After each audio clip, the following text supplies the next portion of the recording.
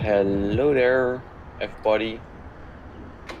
We have some little technical problems, so the stream is gonna switch over in a few minutes after we fix that. So, hello Toaster, hello Naughty, hello Yellow, hello Stefan, hello Ramos. How are you guys today in chat? Hello Ref. Yes.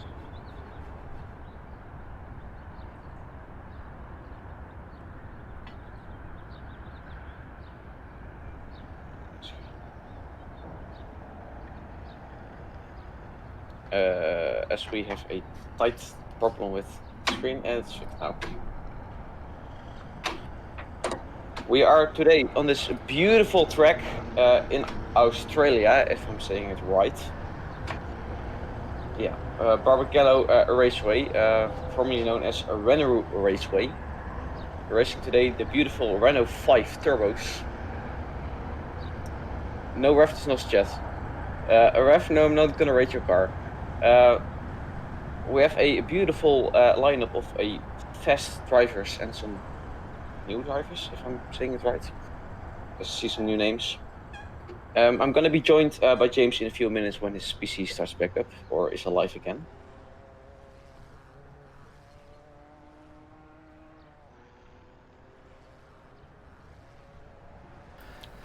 As we have a beautiful flyover of this circuit, we are experimenting with some extra drone cams this week. So hopefully you guys enjoy this, as we'll show you a quick preview of something that's to come at the end of this race. We have a nice ramp here, and it's given me quite a lot of inspiration, but hopefully we'll see some jumps, maybe after qualifying, maybe even in practice, but after the race, definitely. Otherwise I'll start shouting at people. But yeah, James said he got a Windows update while restarting his PC. You know how that goes, you always get them at the most inconvenient times. As we'll just have a look at a couple people having a lap. We have some extra barriers installed by Ramos here, and these are to prevent people cutting the track and gaining time. So what you could do previously is you could go onto the pit lane and gain some extra time, but that's not possible anymore. It's actually not the pit lane, because pit lane is on the right side. Yeah, right side of the track. The old pit lane. We're going for factual now. So yeah, this is quite an interesting track to look at. There's a bit of elevation changes, a couple of nice overtaking spots. So there's definitely going to be some great racing, especially in these cars. Some really nice small Renaults. They're quite slidey if you push them on power. So yeah, definitely look out for some nice four-wheel drifts in these cars, as we see Smithy already trying to drift a little bit here. Yes, yellow. I think Phil. Phil, yeah. We'll just have a little look at the spec livery. I think this is this is one of the spec liveries to this week. Double check. Ooh. I think it is. Who made the spec liveries? Ooh, who that? I'm not 100% sure who made the spec liveries this week. Normally I know that stuff, but I do not right now. So we'll just have a quick look at these beautiful liveries. So this is a more classically inspired livery, generic oil company, especially as somebody goes on a big drift. Actually, I think this might be made by Adrian, but I'm not 100% sure on that. So we'll just have a look at everybody's liveries here for a second. We'll start at Smithy here, running a nice blue livery. Might be an error, although I'm not 100% sure. Blue and white, I think. Blue and white. It's oh no, it's actually a nice tone.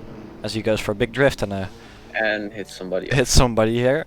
As Dreptex here is running a Formula 1 Renault inspired livery. It looks really good actually. For a box car, it still retains the Renault vibe. Yes. So that's pretty cool actually.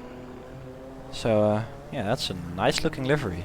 So we'll go to Kartoshka, who is running some nice Reddick Monte Carlo stickers, and a beautiful lion. He makes some beautiful liveries as usual, with a lion on the side of it. Yeah, a lion, and let's have a look at the bonnet.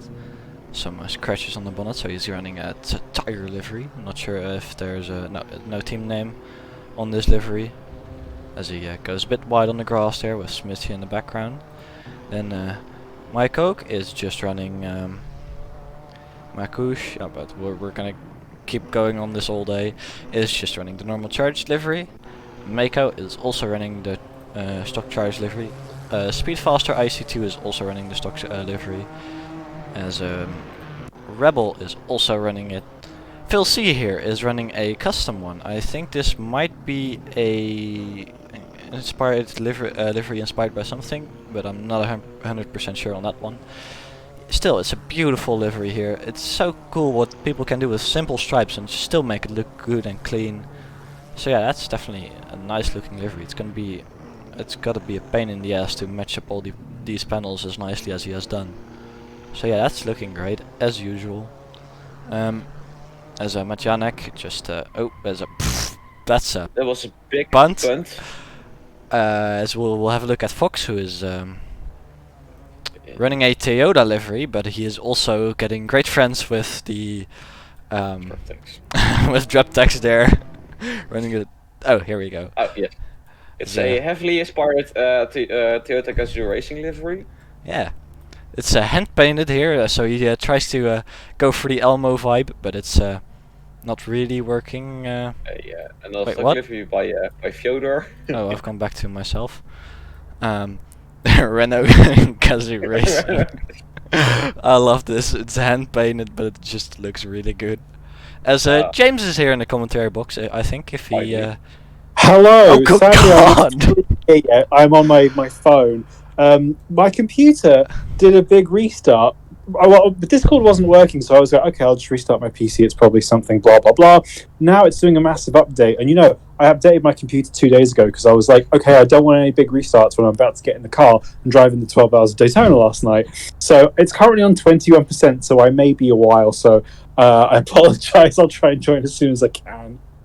As well, I really like the hand painted nature of this car. Fox in the chat, I decided to spend no more than 5 minutes on my screen. Yeah, but it still looks really good, even though you made it in 5 minutes. The hand painted just makes it look better. I can spend half an hour. Oh, sorry. Oh man, I love this. Even the little touches with the Benzo, the Panasonic. Panasonic. I can spend like hours on liveries and they still look worse than this. So. I can spend 20 minutes or a day. DQZek is also running a Renault livery. So we have two Renaults here on the grid as qualifying has just started, and we're looking at myself again because I am really. Let's see, where did we? Oh boy, it's got all reset. So DQZek.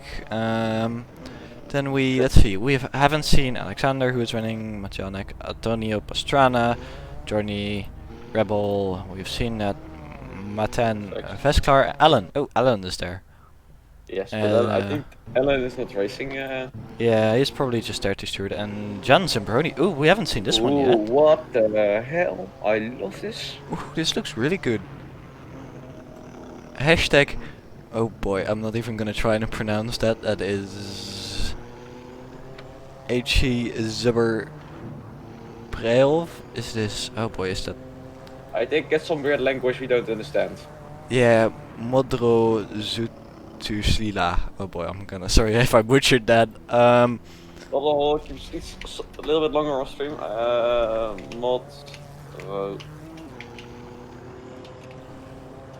Still, oh wow, I haven't seen this version of the Charge logo. That's a beautiful it's a, version. ice hockey. It's an ice hockey team. Yes. Adrian made that version of the Charge logo. It was it was Elmo. Adrian's idea. It was like a classic Renault logo inspired. It was me and Adrian kind of cooked the idea up for it, and I believe Elmo actually made it. Okay. Wait, is that also on all the other? Oh wait, we haven't seen this one. The people. Oh no, this is cursed. It's really cursed.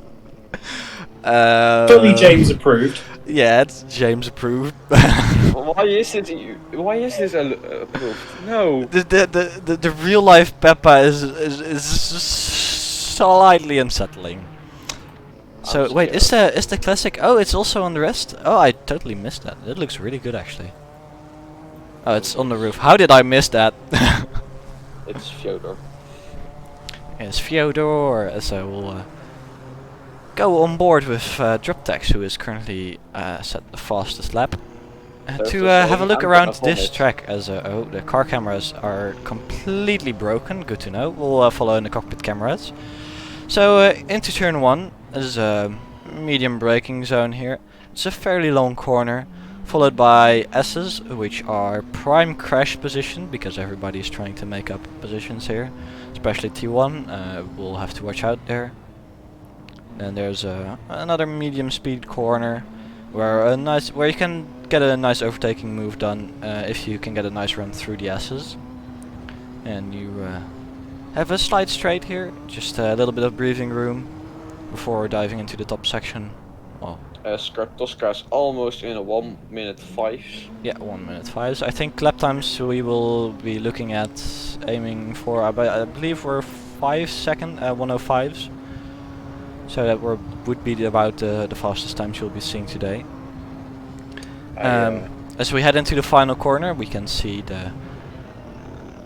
some racing already, which is a fairly interesting choice. The tire barrier is here to prevent people from skipping off the track and then back onto the track and just creating even more danger. Which they're there just to be sure. As yeah, that's a quick lap of Barbagello. It's not a long lap. We'll be expecting about 20 laps in the race. Actually 19 because I can't do math. So we'll just have a look at all the outsides from these cars again. I really like the Renault livery. It just works really well on a Renault. Indeed. On the Renault. Yeah, it's this camera is gonna get killed a million times during the race. So sorry if I just gave everybody a heart attack. Not sadly, AC does weird things with cameras sometimes.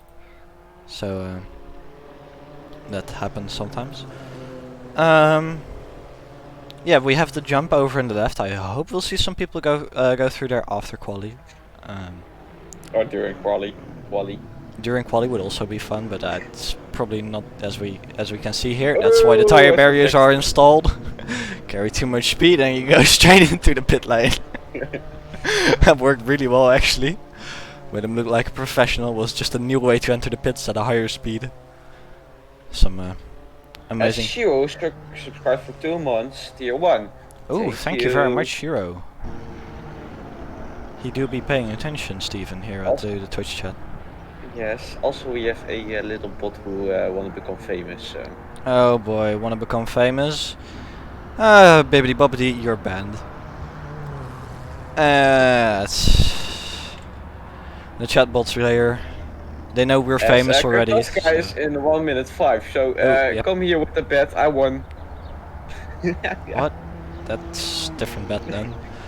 No, they're betting again in the Twitch chat. Oh, Randon's putting up bets again. Yes. He's not sleep deprived enough to let the bets go for a day. As at the moment, Kartoska is in first place, followed by Jenchek? Matt Jansek. I think Jansek. It's the same. After that is Smithy with a real close time. Actually, Smithy and Makush. I'm gonna call it Makush this time. Yeah, there's a really close times. Stefan, thank you for giving 5 subs. Stefan here out with the 5 gift subs. This is gonna be a gifting battle. Let's start the gift wars now. Oh boy. As we see a nice slide from Kartoshka there, we'll have a look at some other cars during qualifying. So saying in the chat, yeah, I haven't donated this month. Come on. Stefan here, coming in poggers. Yeah, with the charged 4 hours of Mugello is coming soon, which I'm really looking forward to. Having done a 3-hour stint in the Orca during the Daytona 12 hours. That car is really well, and I'm really looking forward to what it's going to do at Mugello with a bit more high downforce and a bit less sliding in slow corners. So yeah, that's going to be really fun. Also, really looking forward to the rest of the field, how much competition will be during that 4-hour race. Definitely gonna get from tomorrow on some more laps in, as I now have.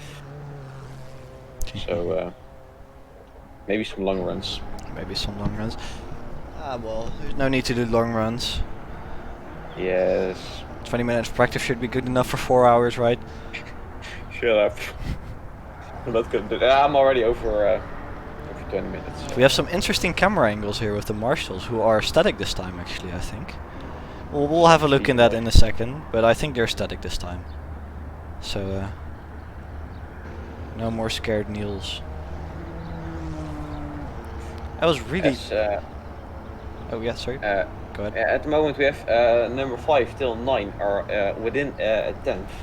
Yeah, it's insane. 5 till 9th, and then we have 2, 3, and 4 almost being within 100th of each other. So that's also some insane times. 200 separating them. As a certain person is making new bets again, is Rookie Jill will claim another victim. Rookie Jill. I don't know where the Rookie Jill is on this track. Shall we have a look if we can find a Rookie Jill on this track? That's Rookie Jail is definitely where the tyre barriers are. It's people. Someone's going to get that very wrong and end up on the wrong side of them. Yeah. So this will probably be Rookie Jill if somebody takes too much speed in. They might have to take to the pit lane. I don't know if so they'll have to go in here and then through the pit lane under the bridge. Don't hit your head on the bridge. And then back out on the track here. I think that will definitely be something, as I'll go out of the way for the cars approaching. Yeah, I think Dickyzek. Oh no, we just missed somebody taking the jump, I think we just missed somebody taking the jump. So over here we have a nice jump with all these cars. So hopefully we'll see some cars go through here. Probably not right now. Is there a speed limit on the pits? Yes, of course. Well, that's the thing is. Oh, the GTX is saying I was trying to do a jump, but my game crashed. F. Yeah, it does tend to crash a little bit. This pit lane, I'm not 100% sure if it has a pit speed limiter, because it's the club pit lane. And the pit lane we are using, this one, does have a pit limiter, but it's a completely separate pit lane. So it yeah, that second pit lane is not functional. If you drive in there, I think it just carries on. But with the barriers now in place, it's actually very hard to drive through there. So I would not recommend going in there under any circumstances. Well, if you see people running wide there in the corner and jumping over the curbs, they might have to avoid, because it's a bit of a funnel. If we look at how the tire barriers are placed. You're coming in there fast too. You're going to have to get it very wrong to end up in there. But I'm sure we will find a way. I will say my computer update is at 70-something%, so I shouldn't be too much longer. Yeah, I think we'll see one person Rookie Jill, at least. Rookie Jill will be just the separate pit lane. What's the bet on Twitch? I can't see because I'm currently on my phone. Well, what's Ren's bet? Rookie Jill will claim another victim. Rookie Jill will claim another victim. I put all my charge points on yes if I could get access to it. Well, I think we can. Rookie Jill doesn't have to be for Rookie alone. We also can have Rookie Jill people going into Rookie Jill. Oh, yeah, Rookie Jail can claim anyone. Even James isn't. Even James went to Rookie Jill a couple times, I think, in his career. The Brazilian stock car race, I went to Rookie Jail the whole race. I went on Rookie Jail in the Christmas event and in the BMW. During practice, I got like Rookie Jail from Donington Park. How did you get Rookie Jail on Donington Park? I got like where you have that little chicane where I was like defending his misfitted and where you can go like right to get off the track. I got Rookie Jailed into that part of the track. Because the guy like completely cut me off. Ooh, yeah, that happens sometimes. So yeah, the tire barriers are there, and if people haven't installed the version with the tire barriers, and we do see them, they will be heavily penalized, and they might even get disqualified. Because we said to everybody has to have this version of the track, which is updated by Ramos. Thanks very much to him. He did this. I helped him a tiny bit, just getting the workflow, but he did all the work, the hard work, and putting in the tires. You know, now I'm just imagining that. Imagine if two cars are side by side, and one car sees another car go wide and not collide with the tires because they haven't got the latest track version, and that person's going to think, "Oh, you can't collide with them. I can track extend there," and then they're going to have a mighty surprise the next lap. I would pay so much money to see that. Yep, that would be really funny to see that. That would be really funny. If that happens, I'm personally gonna step tire barriers. Yeah, might be worth popping in as we see somebody going white there in the background and sending it into rookie jail. Not sure who that was. Sad Steven noises. In qualifying, it's always a bit of a gamble. It was probably it was a black car. Yeah, with a 105.9, which I think is even fast. Oh, we see Antonio Pastrana here trying a good attempt at hitting the tire barriers. It would be really cool if we found somebody phasing through there, somebody cheating on stream. We can't stick in that corner the whole time. We're gonna have to look at the action a little bit. Oh, wouldn't it be interesting? Renault is on for a pole. Rebel is followed second place. Speedfaster ICs on third place. As Ref is fourth place. Incredible job, man, with the cursed livery. As Majuk, I'm not gonna try it anymore. Majuk, yeah. Makush. Makush is fifth place. Truck Tax is 6. Jensek on 7. Smithy on 8. I was seeing him. He was trying to do fast laps. Mako in 9th place. Phil C in 10th. Johnny in 11. Fox in 12th. Fox in 12th, man. Come on, go faster. Don't press the brake pedal. I know it. I know you can do it. Sorry. Supril on 13th place. Dijukiek 14. Vexler 15. Antonio Pastrana 16. And then we have our beautiful chargeman admins who are not setting times. We have our Ren. Oh boy, all the cameras, all the cockpit cameras are broken. Ren is. Wait, is Ren? Yeah, Ren is loaded in. I'm currently focusing on Ren, but he's if I try and focus on him, it doesn't work. Sadly, Ren is Oh, here he is. Hi, Ren. What are you doing here? If he's doing a lap, I'm gonna stab him. Ah well, hey, it's called open split for a reason. We made it open split instead of rookie split, so. Fox drove a total of 60 kilometers. 60 kilometers. That's the strat. Stop saying Ren is the rookie jail spotter. Ren's the rookie jail spotter. Okay.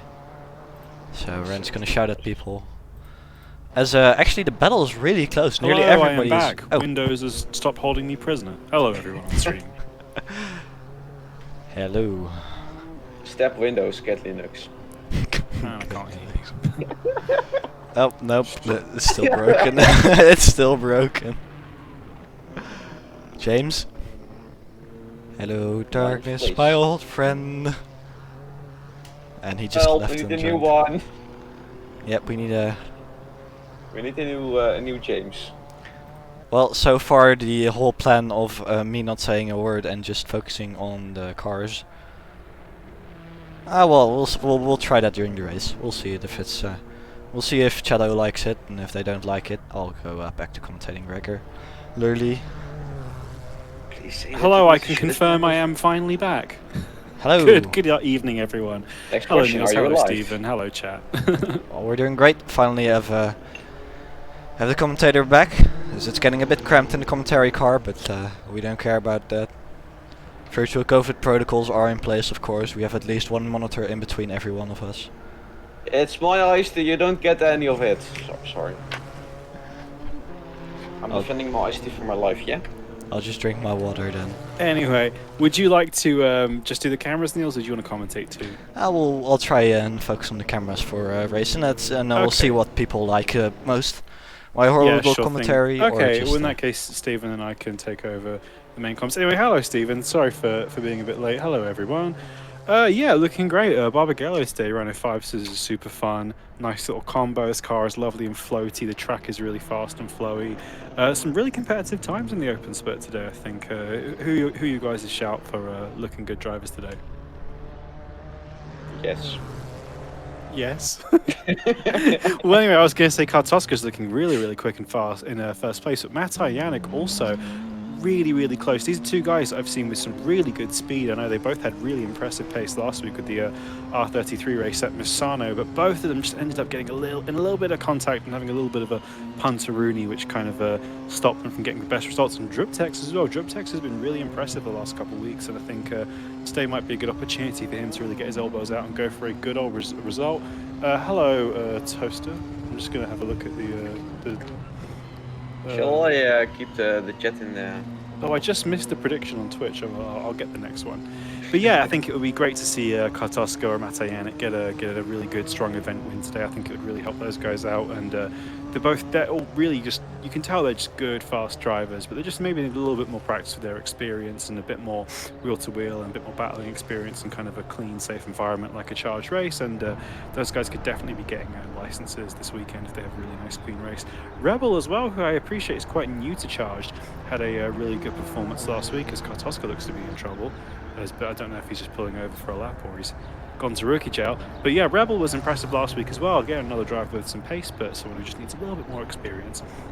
Speedfaster I haven't seen for a few weeks, so welcome back to them. Go ahead, Stephen. Also, Phil is back. Phil C is racing. I again today. noticed. Very nice to have Phil After his little break. So. Did we know where he went? Uh, As the Speedfast has a lovely little drift there, but catching it. This car is quite floaty, but if you ever get sideways, you can just stab the brakes and it'll sort itself out. As I see Toaster in the chat, Stephen, we still want to see the yes haircut tip. Yeah, I want to certainly see don't know what Stephen it do is. Franklin and Lamar. We will do that at some point. Oh God, oh yes. But yeah, it's looking a nice close grid today. I think if you go, we have 13 cars within the first second of pole position, so it's not the easiest combo in the world, especially for some of the younger and less experienced guys who maybe haven't driven a 200 kilogram, 200 horsepower turbo lightweight French box with rubbish tires and no brakes before. But I'm impressed how everyone's taken to this event so quickly and how competitive the times are. And I have to say, even in the license split, the top drivers aren't going a whole lot faster than what Kartoska and Matai Yannick and Druptex are doing right now. So some really impressive driving times so far. Let's hope that translates to a good race. As with 10 seconds to go on the clock, I believe that the top three are all done. I think Rebel's the only. No, Rebel is. Yeah, everyone is finished apart from. No, Matai Yannick is now finished. Rebel is finished. Kartoska and Druptex are still on track, so they can maybe pull something out the bag. Raf Hodgson is also, or he's back in the pits. Speedfaster IC is within a couple tenths of pole position, but I believe he's just heading off. And Majoke is also not too far away. So yeah, anyone can nab pole position with a good lap. They can just hook it up. If they do it right, indeed. I drove this week some laps, and I found it a very funny car. But if you do one little thing wrong, as we now see Druptex going off on track, yeah, you're fucking your laps like gone.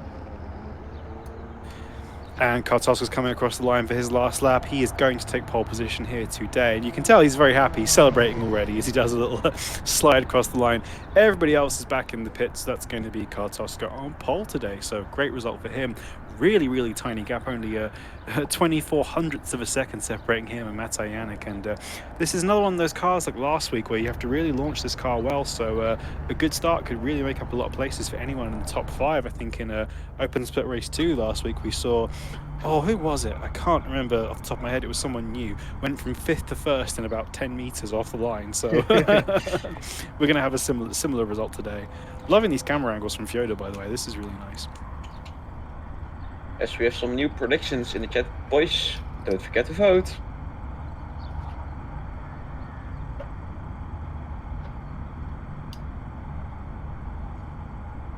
Also, those are saying, no one is jumping. Boo. Ren, please define mayhem. Everything. if the people like vote no and it's not going to be mayhem, those guys get massive amount of money. Toaster's putting 10k on yes, so if everyone keeps it together, I'm going to make up a lot of charge points. And last week I lost 10k of charge points, so I'm broke this week. I lost all of mine because Fyodor lied and said that I caused murder on the starting lap, and the stewards cleared me of any wrongdoing. Okay, actually it wasn't Fyodor, it wasn't me who said war crimes. So okay, well thank you, Stephen. Both of you are responsible for costing me all my charged points. Yes. This drone cam looks fantastic. I'm seeing as the screen just comes up there as Fyodor is just having a little fly around the track, looking at the Vegemite balloon. Because of course we are in Australia, Barbagello, I believe. It's Yes. I don't know if they ran V8 supercars here. This would be a they great track do for V8 Ren supercars. or 'Cause they it's really did sweepy run here. They also do some F4 here. Yeah, it's a really nice track. I've enjoyed it this week. It's about as easy as racetracks come. It's not got any really difficult corners, but it has some fast bits, some slow bits, some twisty bits. It's got nice elevation changes. It's a really fun little circuit. I've really enjoyed racing here this week, and I'll tell you what, we've already said it, but I cannot thank Ramos enough for the really awesome work he did putting those barriers in. There was some unhappiness at the start of the week where people were finding quite a lot of time by track extending there, and it's just dangerous because you had people shooting a really narrow gap between that huge curb and the pit wall, and it was just not practical or safe, and it wasn't fair for the people that were taking it seriously. So we're like, all right, we got the charged tractors out and hauled some big old tires to put on the on the runoff. So now you can safely take that corner, and there are barriers to stop you from going over the curb. So a quick question for the people in the chat: how many cars will crash at T1? I'm going to say very few today, I believe. Those are saying 7.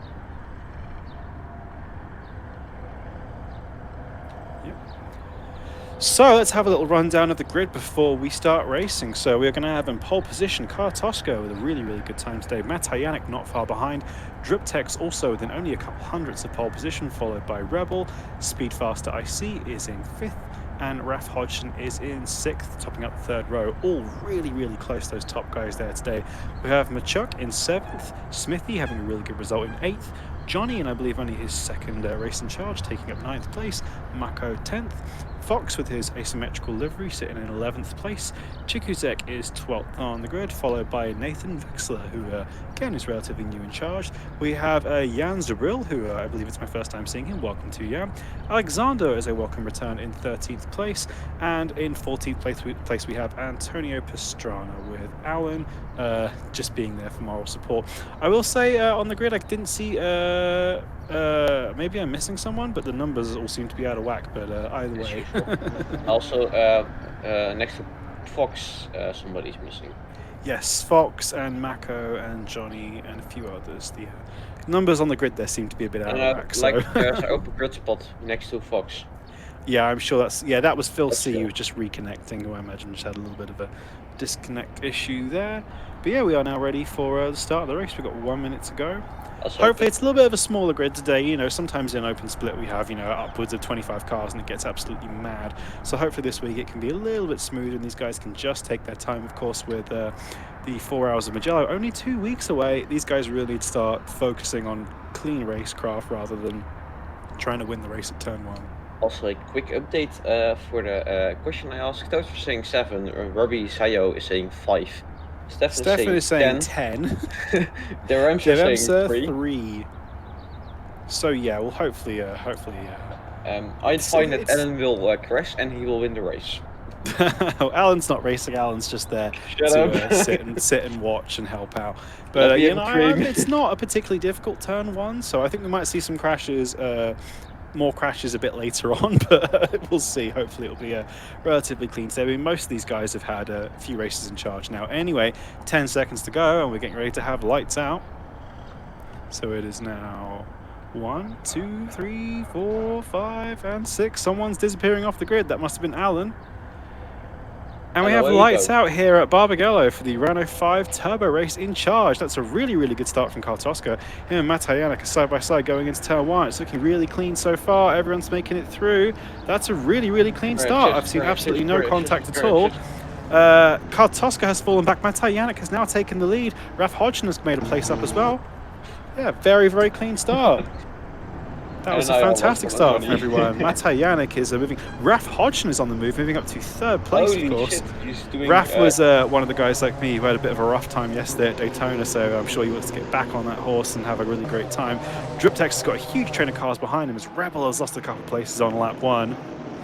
And I've just made 2,500 charge points. Raf Hodgson is now up to 2nd place. Absolutely unbelievable. Passing Kartoska, but they are now side by side as Johnny is off. But Johnny will be, I'm sure, quick to recover as Jan Jabril's also had a little bit of an off.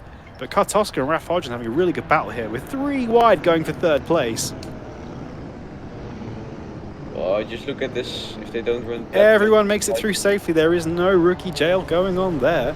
Sad. Speedfaster IC is making up some places too as Driptex has just dropped back a little bit with this mad. Oh, that's a big send from Driptex there, and he makes contact with Speedfaster IC. Luckily, none of them go off as Machoke makes about 3 places up in that corner, shooting past all of them. Raf Hodgson is still looking great in 2nd place as Rebel and Kartoska are still battling. Matej Jannik is out in the lead as Kartoska is getting back past Rebel.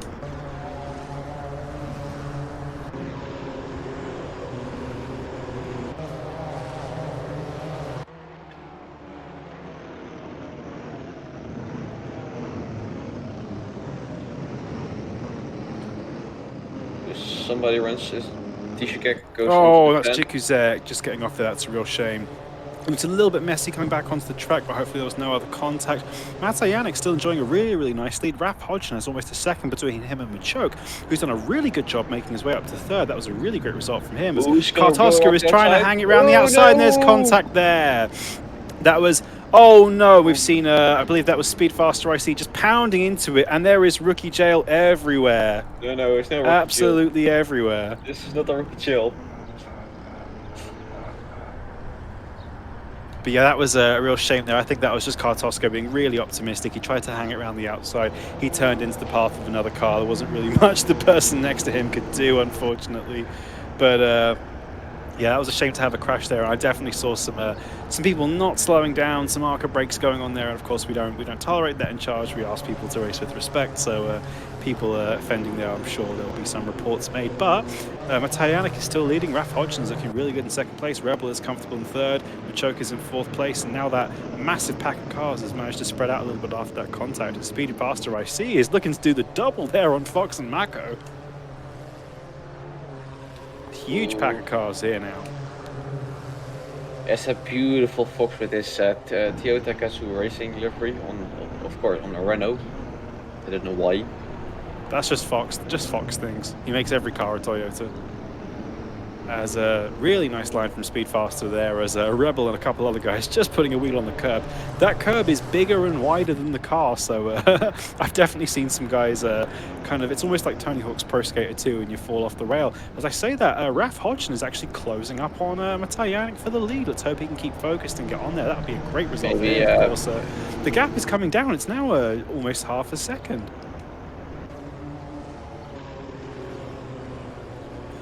Of course, with the cursed Peppa Pig livery. I will say I'm a little bit biased. Raf is going to be my teammate for the 4 hours of Magello. He was someone who I didn't know very well, and I've seen him on track, and I wanted to team up with him, so I'm looking forward to working with him. But I love the fact that he makes cursed liveries. He gets my seal of approval straight away, as Smithy and Nathan Vexler are having a really good battle there. That was a great move from Smithy, but he's just overcooked it. Oh, and he just avoids rookie jail. That's great from Smithy, keeping it out of the barriers. That was some great car control there. Really good recovery. Rebel's building himself a nice gap in 3rd place too. He's got 1.5 seconds to Machoke. He's now got 3 seconds to Speedfaster, as Jikuzek and Mako are getting places down as well. LMP Chicago, you can join our Discord. It's discord.me/charged. You can join our Discord. We have weekly races. We also have championships, endurance races, hot lap challenges. It's an awesome community with like 700 members. Everyone's awesome. Do come and join. Thank you, Stephen, for posting the link. As Jikuzek and Mako are still battling, Smithy and Alexander trade places as well, 10th and 11th. That's a great little slide from Jikuzek there. He's really kicking that Renault out. I do actually really like his Renault livery, like modern F1. Well, from last year anyway, it's now Alpine. But I do really like that livery. I think it captures the spirit well. As Raf Hodgson is now less than 2 tenths behind Matej Jannik. He's going for the lead. Oh, Great job, Raf. Let's keep it up. Let's hope he can keep it clean. I'd love to see some clean racecraft between these two. And I believe he's getting it done. Felt like a really clean move. Can he hold it? He's getting some slide on the exit as Matai is going to come back at him into turn 1. Let's hope these guys can keep clean. That was a really, really good exchange there from these two. Matai has the inside line. I think Raf's going to have to just wait and be patient there. He moves in. There's a little bit of a bump, but luckily everything is kept clean. So Raf can just be patient and wait on the throttle. And all the time these two are battling, Rebel is just closing straight up. So these two need to get a move on if they don't want to both lose the lead. Other than that, the grid is stabilizing up. He's going to try on the inside. Yes, he's going to try on the inside. This is great racing for the lead right now, and I think Raf is going to get this done. Not quite, a little bit of lag going on there, but they're still trading, blows and side by side here. And Raf's going really late on the brakes there. He's snagging the brakes, locking a wheel, but I think he might have this done. His pace was really good, so he was looking good. And Raf is through. I think he might be able to hold it off now. Let's see if he can pull away. Just got a message from Tommy Ball. Hi Tommy, sorry, I can't read it just yet. I'll check it after the race. This is now turning into a three-way fight for the lead. I'd love to see these guys keep it clean as Mako and Fox are still trading places. Matai's getting a good exit. They're going to be side by side. They're going to be 3 wide going into turn 1 now as Machoke is also catching up. This is going to be a fantastic 4-way fight for the lead. These little Renaults are producing some awesome racing here as everyone's leaving each other room. It's relatively nice. I think Rebel is going to take the lead though. Rebel is now into the lead of Open Split Race 1. And wowee, this is super close racing from all of these drivers here. I'm so impressed by everyone. As Mako and Fox are still battling with each other. Gazarino, yes, there will be the license split after this one. We have 4 races today. We have 2 races from the open split and the license split, which is going to be all of Charge's kind of fastest and best drivers. So definitely stick around for that one. That will be super competitive. And Raf is trying to close back up to Rebel now. This is an absolutely delightful 4-way fight for first place. Lockdown, we'll see that. Fox and Mako are still trading places. I'd love to see what's going on with them, but the battle for the lead is so good. Yeah, this is also a very tight back. If you look between the time between each other, as in the back also some people are fighting. I think that's Smithy. Alexander and Smithy have also been ding-donging for a while. I think this car is giving us some really great opportunities for great side-by-side racing. I'm really delighted by this. I thought it was going to be a lot more crashy than it has been. Well, definitely a great recommendation from Stefan recommending the car and track. This has produced fantastic racing in the 9 minutes or so we've been going. Yes, I indeed want to say thank you, Stefan, for this incredible combo, also for last week. As Matai Yannick has got past Machoke for a 3rd place. They're now dropping a little bit back from Raf and Rebel. I think Raf is just struggling a little bit to keep on the back of Rebel. Rebel is very quick. I saw him last week, but everyone's kept it clean today, which is nice. I think this is a nice car to kind of do some wheel-to-wheel in. And always, I believe that's Machoke going for a huge diving move as he now goes Kanso the Rifty around the outside. And Matai says, thank you very much. I'll take that back. But yeah, super impressed by the top 4. Smithy and Fox are now fighting each other. Still. Oh no, and Fox is off. Let's see what happened to Fox. Oh no, that's a terrible rejoin from Fox into the path of Kartoska as Kartoska says, get out of my way, lad, and gives him a couple bumps. But that's not good from Fox there. That was right onto the racing line. So Mako and Alexander are side by side. Let's see those.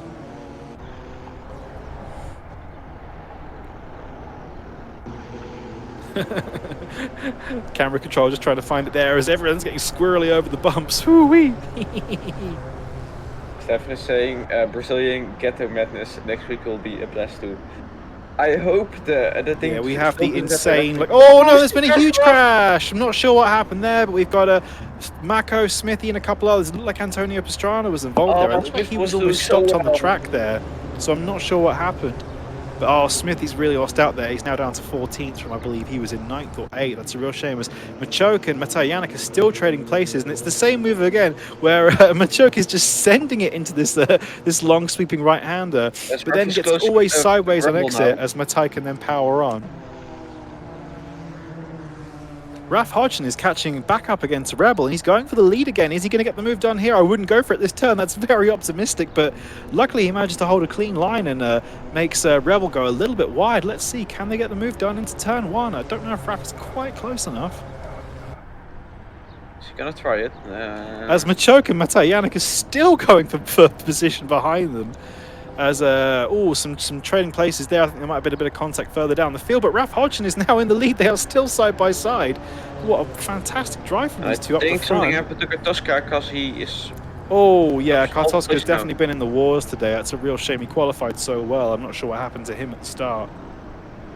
But Ralph Hodgson is now into the lead. Can he run away with it now? He's definitely had the pace on the field today. He's been the fastest driver in the race. Maybe with the exception of Kartoshka, who's just had rotten luck today. As Machoka Matajanek is still swapping around. I'm guessing it was probably in the same corner. It was coming up the hill. It was probably the same move, but I think Machoka's got the move done cleanly this time. But Matai is in that slipstream, powering up the hill, coming back at him. Is he gonna try it in the last corner? Yeah, I think he's a little bit too far away. Rebel is closing back up onto Ralph Hodgson again. We might see a pole. move for turn one between the two leaders. Takes, first place.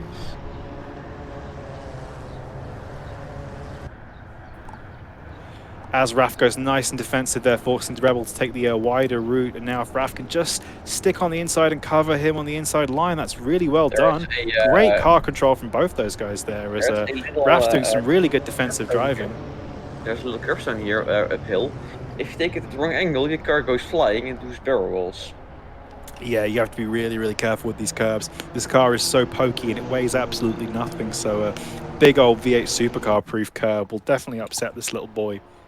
But yeah, Raf and Rebel still class of the field so far. Machoka Matajanek seems to have calmed down a little bit for now as Phil C and Antonio Pastrana are trading places. I really like Phil C's livery this week. I think it looks great. Love the silver. I love the Renault F1 team as white liveries. And yeah, always, every week. I love seeing the effort people put into making really nice looking liveries. As Kartoska and Mako are getting really close. Kartoska's getting the run going up the hill though. He's being forced to take the outside line. I don't think that's going to quite give him the place. She's going to try as it. Raf puts 2 tenths on Rebel that lap, so if he can keep his foot down, he can pull ahead and maybe take the win today. Bear in mind, if you take here the win, you can start at the back of the next race, because of course the reverse. Of course, it is reverse grid, so it's a real test of mettle with these 2 races here in Charge Weeklies. You know, you might win the first race, but then you're going to start last. And I tell you what, that's how you tell the good drivers from the ones who are merely quick.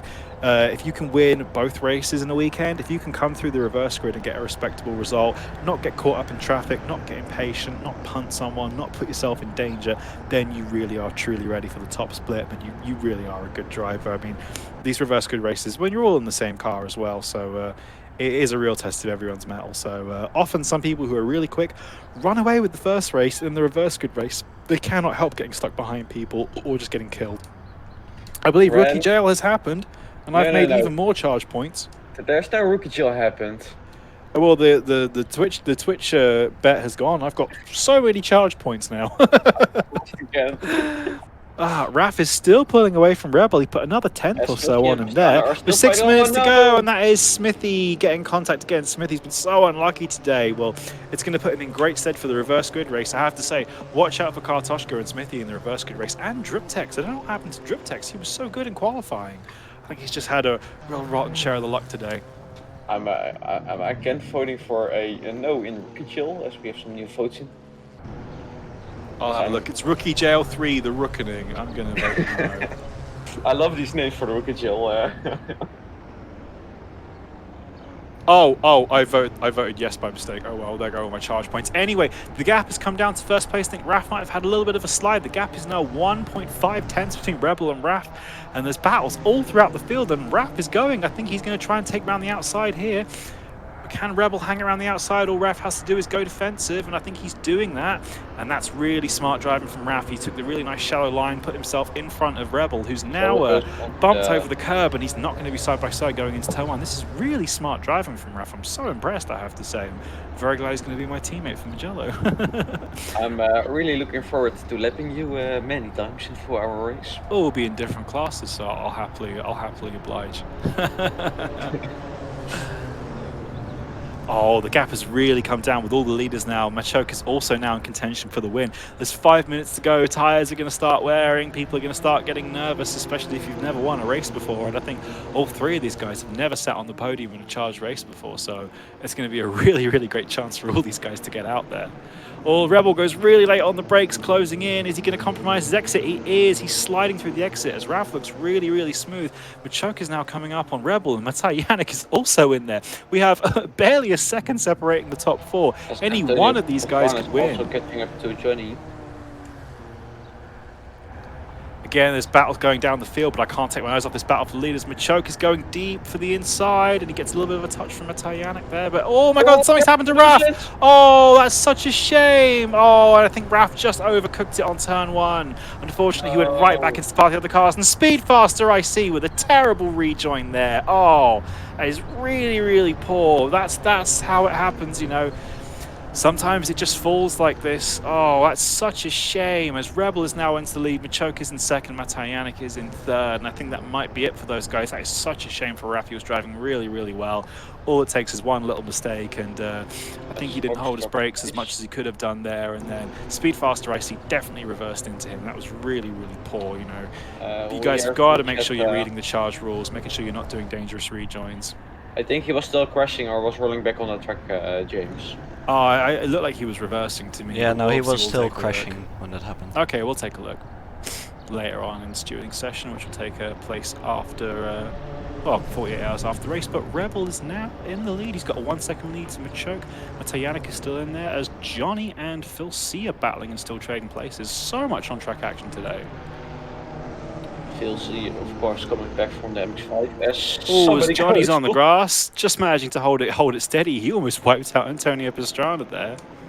Look, guys, I know it's a rally car, but this one is specifically built for the track, not the descent or the Yeah, not rally tires. You don't need rally tires. I always go rallying on slicks. Well, I will say, with all the crashing that's gone on, Jikuzek has made his way back up to 4th place, which is really good. That'll help him out in the reverse grid race. Kartoska's making his way slowly up as well. You can definitely tell he's got a pace advantage today, but again, Kartoska is so quick, just couldn't stay out of trouble. I'm not sure if it was his fault or not, but yeah, just if you're finding yourself in trouble, you've got to reassess what you're doing and just slow it down, take it easy, and try and work on bringing the car home. You know, to finish first you have to finish, of course. Also, the gap between Rebel and my ship. Machoke is coming down, yeah, it's now 8/10. As Matai Yannick seems to be dropping off the back of those guys just a little bit. As Kartoska with an absolute rally drift there. That was great car control, not on purpose. That's now going to put Nathan Vexler on a really good run to get him. That gap is coming down as they go up the hill. Now under 3/10. I think he just pulled Machoke with a really fast lap there, a 106.2. He pulled half a second on Rebel that lap. He's got about two laps left to do it, so Machoke wants to win this race. He's really got to go for it. Of course, Johnny is also still battling with Antonio Pastrana for 11th place.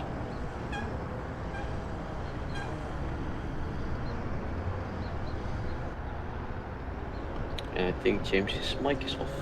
No, I'm just not talking. That's a new thing. As here we go. Still lots of action going on. The gap for the lead is now nil. Let's see what's going on there. I think Machoke is now through. I'm not sure. Their gap came down rapidly. I think Rebel might have had a little bit of an off there or a little bit of a slide, but they are side by side now on what will be the penultimate lap. This next lap will be the final lap, and it's going to be an all-out race between these two guys. Such a shame Raf Hodgson threw the lead away there with that little mistake. He was a nice amount clear of these guys, and he's been really, really good in this race, but you know, the smallest mistake and that's all it takes. Yeah, really slow lap from both the two leaders there, so they must have really been banging wheels with each other and slowing each other up. So Machoke has to make up 3/10 on this last lap. He can do it. I've seen him do it already this race. All he's got to do is just keep focused and stay close, and there's plenty of places to overtake Barbagello here, so all he's got to do is just get it done. And I believe that was a 107 from Nathan Vexler. I think I saw a 105, and I was like, wow, that would be quick. Also, we have at the moment 47 people watching the stream. Thank you for watching us. Oh, Machoke's getting really, really deep there, going into this long sweeping right hand, or I think he's maybe overcooked it a little bit there. As Raf Hodgson is back up to 4th. He's got past Jikuzek. And Smith just got past Johnny. Don't know if Machoke's going to be close enough going into the final turn. This is going to have to be the absolute mother of all sends. Is he going to go for it? He has to, surely. I don't think he's going for it. I think Machoke's going to try and get him on exit instead. And it's going to be Rebel who takes victory in the first race of Open Split here at Barbagello in the Renault 5s. That was a absolutely fantastic race up the front. So much good wheel-to-wheel action. A lot of really, really clean driving and only really minimal mistakes from these guys. I was very, very impressed. Michok will take second. Mataj Yannick is third. A Speedfaster I see hangs it round Kartoska to take fifth. Kartoska with a decent recovery drive to sixth. Nathan Vexler is going to take seventh. Mako eighth. Jukuzek ninth. And Phil C rounds up the top 10. Phil C with a great drive from him. Are there some people taking the jump now finally? Please. Please. I'm not sure they'll have time to get round and take the jump. Disconnected. Jukuzek is disconnected, so hopefully he can come back as Smithy getting his elbows out there. Let's see, let's fly over the jump. I don't know if anyone's actually taking it. Yeah, I think he tried to take it and then got kicked out. Oh, Jukuzek is restarting his internet, but yeah, great win from Rebel there. Yes, really, really cool head. Oh, we saw a car go over the jump there. I think that might have been Smithy, but I think it's Smithy. Yeah, great drive from Rebel there today. He managed to keep his head. This isn't the easiest car in the world to control, but he definitely managed to keep focused and all that wheel-to-wheel action going on there. Michok did really, really well as well. He had some kind of optimistic moves earlier on in the race and was trading places a lot with Mataj, but he definitely kind of got in the groove of it by the end, learned where he could and couldn't overtake, and I was actually quite impressed that he didn't go for a really drastic send on the final corner. As impressive as it would have been, I think it's better to take a second than avoid crashing for first. Raf suddenly I've got some terrible lag. Oh, that's such a shame. Raf did an absolutely fantastic thing in that race. I was so impressed. Really, really good driving. Everyone's just, that's Fox going over the jump now. Car 20 is now driven by Rick's Pawn Shop. I'm Rick Harrison, and this is my pawn shop. For a second, yeah. And I've lost all my charge points again because I clicked the wrong one. I've won 97 charge points after losing 10k last week. I had about 8,000, now I've lost them all again, oh well. Yeah. Well guys, what did you think of the camera work? I know I missed some things here and there, but I tried to yeah, it was great. Follow up as much as we could.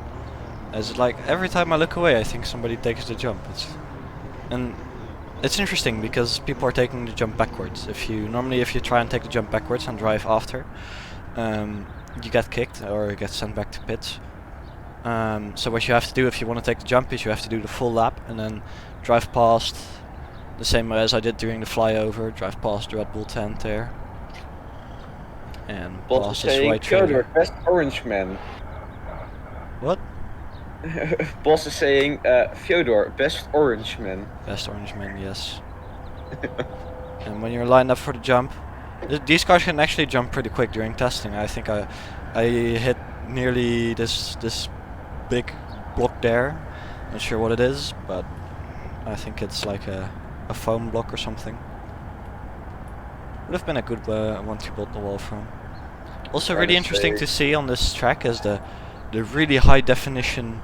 Some of these cars are like really high definition. There's a super high def Porsche. Oh, show the snack bar. I want to see the Snickers. Wait, where's the snack bar?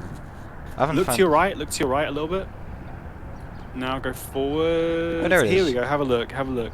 I want to see the low-res Snickers and Kit Kats, which Shallow Water discovered. Zoom in a little bit. They are there. Can you see on that Yeah, shelf? I can see them. Yes, I see them. I can zoom in a little bit more. Sadly, I can't do zoom from my controller. That's the only option I don't have access to. I can do It's a everything very large else. Kit Kat, I will say. Yeah, that's Now I'm hungry again. big ass Kit Kat. And so we'll do a quick flyover of the grid. Again, hopefully. I wouldn't mind I wish I was having a Georgie pie and a VB long neck right now, but oh well. McDonald's and a Coke Zero I'll have to do. Oh no, we're still waiting for the session to cycle over. We're waiting for Dick Cusack, who's joining in right now. But guys, how did you like the camera work? Yeah, I thought it was really cool. It was really neat. It was nice not having to do it myself. I could just focus on talking, which was nice. And your private Yeah, the camera stream was had better good too. camera work? No, it wasn't. So here we go. Fix that. I was gonna say, what did he say? Did he say no? I love seeing a message from Renrup deleted by a moderator. Irony. Anyway, you are watching. He said his private Charge Sim Racing. his private camera work was better than mine.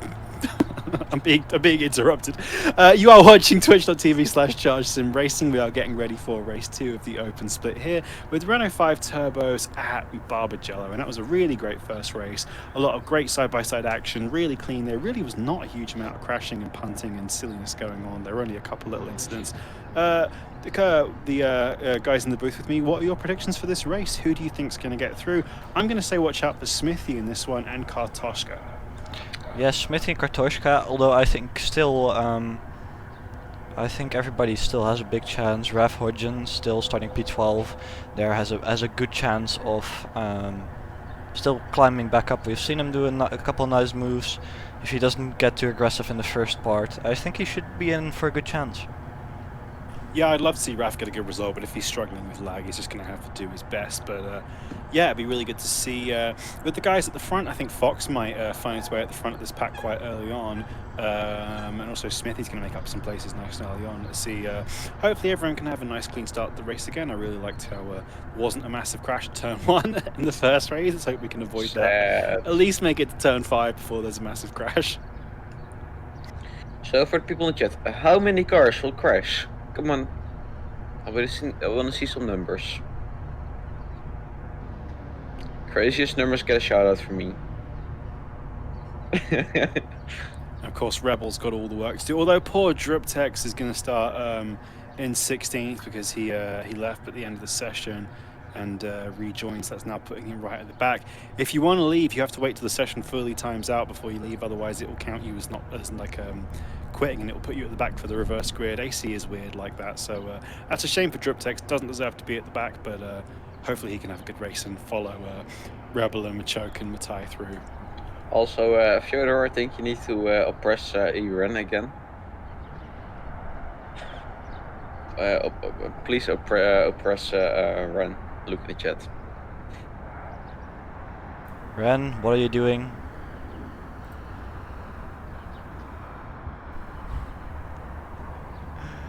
Oh boy, time for some more oppressing. Yes, As Nathan Vexler has now rejoined as well. Don't know what happened to him there, but he's now back on the grid. So a quick rundown of the grid. In first place is Alexander, joined by Jay Spril, followed by Fox, Antonio Pastrana, Johnny, Smithy, Bill C, Dijikek, sorry, Mako, Nathan Vexler, Kartoska, Speedfaster IC, Raf Hutchins, Jensek, Machoke, I don't know how to say that name, sorry, Rappel, Druptex, and then we have our beautiful Fyodor and Ellen, and he'll completely lost. Rick's Pawn Shop, an interesting addition to the back of the grid. Mako is now back as well. I don't know why everyone seems to be ducking out between races, but either way, good to have them back in. Ren, he's stealing your message because you were very angry last night when I almost waked you up. Anyway, back to the race with 12 seconds to go. Their cars, someone has jumped the start. I believe cars lagged into each other. I'm not sure what happened there. There's a little bit of a mess on the grid. Cars have been lagging into each other. Let's hope that doesn't cause a mess at the start of the race. It's now 6 lights and the cars are going to be off. Ooh, very long hold with the lights there. That's a real mess. There's a car stopped on the grid, but everyone's made it through okay. People have been sensible. I've seen people slowing down. Looks okay going into turn 1. We have no contact. Alexander is taking the lead. Jan Zabril is second. Fox is third. And everyone has made it through turn 1. Nope. Relatively cleanly. And now there's contact. As that's Nathan Vexler and Mako, and I believe Machoke also losing places there. Alexander is now in the lead. He's got already 1 second to Jan Zabril. There's a huge gaggle of cars behind, and I believe I've lost all my charge points from that one. Look at that beautiful. And I won some money, finally. That's a real shame for Machoke after that really good result in the first race to be involved. He's already got past Rick's Pawn Shop, so... oh no, and that's Johnny, I believe, taking out Smithy as Jan Zabril is off on the grass as well, and I believe that's Jikuzek also spinning. Oh wee, that's a lot of goings on there. As can Jikuzek rejoin safely? He does. It's a really nice patient rejoin from Jikuzek as Rebel is up to 5th place already. I don't believe it. So Rebel and Kartoska in 5th and 6th, so watch out for those. They are absolutely coming. I said watch out for Kartoska at the start of the race. It'll be good to see how Kartoska gets on. It'll be good to see how Kartoska gets on unimpeded this time after his contact in the first race. DK is saying in the chat, bets are 100% fixed. They of course they are, DK. Smithy is now getting back. Something happened to Kartoska there, and he lost the place to Smithy. Smithy's now up to 6th. Matajanik is also up to 8th. Raf Hodgson in 9th. So I think the only guys that lost out from the previous race were going to be Machoke, who's already back up to 12th. So he's definitely recovering. But apart from that, all the leaders definitely did well. And now, are they going to spend too much time battling each other? Or are they going to make their way back up the grid? As Raf Hodgson goes for a really late move there, but I believe he's going to almost pull it off as Matajanik is now forced to take the outside line after... Oh, and Matajanik has just put himself on the gravel there, so that was a bold move from Raf, but I think it pulled off. Alexander is now 2.5 seconds clear from Antonio Pastrana in first place, and it's going to be a race between Kartoska, Raf, Smithy, Rebel, and Driptex, who can get up to the front as quick as possible. All the cars up to second place are really, really close together. It's a huge pack of cars, so who can make their way through cleanly and go and catch down Alexander? If there's time left, run him down for the win. As DK is saying in the chat, I'm pretty sure Nati paid around €10 to fix the bed. I love this. As Fox is looking at Antonio Pastrana for second right now, but there are so many cars so close together. This whole pack from second down to about 9th is just nose to tail, absolutely. Oh, and there's contact there, and that's Fox and Johnny are off. Luckily, everyone else has made it through. Hopefully there's no other... Oh, and I think there's more contact going on there. There are cars still crashing, as that's Johnny taking a big hit there, and it's put him all the way down. Machoka's also taken contact as well. That's a real shame for him. As Rebel Smithy is also off. Rebel is now up to 3rd. Raf Hodgson is also off. It's all happening right now. That's such a shame. Smithy is absolutely dead. I think he might be stuck in the wall. Oh, it's all happening. Raf is now down to 11th. I think Smithy is done. I think that's him in the wall.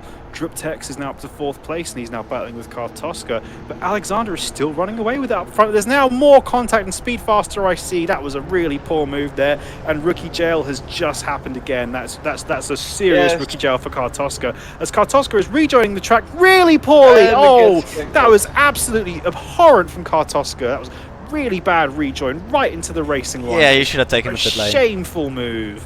Oh, I'm so disappointed by that. That will definitely be coming up for the stewards, but it's amazing how as Fox is now sliding as well. It's unfortunately all falling apart. It was such a clean start to the race. And all that hard work everyone put in the first race to race cleanly has now just been tarnished. Thank you, guys. Oh. As Alexander has a 5-second lead over Antonio Pastrana, who's got 3 seconds between him and Driptex. Speedfaster IC is in 4th place, but he's definitely going to be carrying some penalties after the last few happenings. I think the best finisher from the first race is Matajanik, who is now in 5th with Rebel in 6th, so it is still open. Anyone could win this race. We have 55 people watching on Twitch today. Shout out. Thank you everyone for joining us. Sorry about the crashing that just happened. This is, of course, the open split where drivers are here to hone their skills and learn and gain experience. As Antonio Pastrana is setting good lap times. He's gonna make it in T1. Looks on the inside. Again, he stick move. And he got past, but Speedfast is coming back. Sorry, Driptex coming back. I think Driptex is going to hold on to 3rd place for now, but Speedfast is going to have to take a little bit more time and work it out. It was live.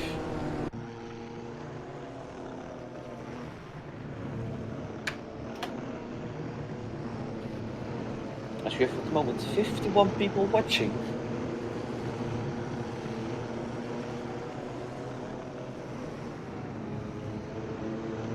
Speedfaster and Driptex are still side by side going into the final turn now. I really love how much good pack racing has been generated by these Renaults here today. You can put these cars really close together, and if you're sensible, there's so much good racing. I think the license split's going to be absolutely electric tonight. We're going to have so much really good close racing. Look at this 3-way battle for 3rd place. Here we go, and that's the thing, you can just go 3 wide in these cars. You can just put them wherever you want. They're kind of a great little box for learning, and I'm really impressed at how much clean racing we've had so far. Matajanik is just stuck behind this big pack of cars, and He's got two places between him and Rebel, so if Mattei Yannick can get a move on and get past these guys and try and hunt down Alexander, he's got a good chance of taking the overall event win today. But as I say that, Alexander has just disappeared.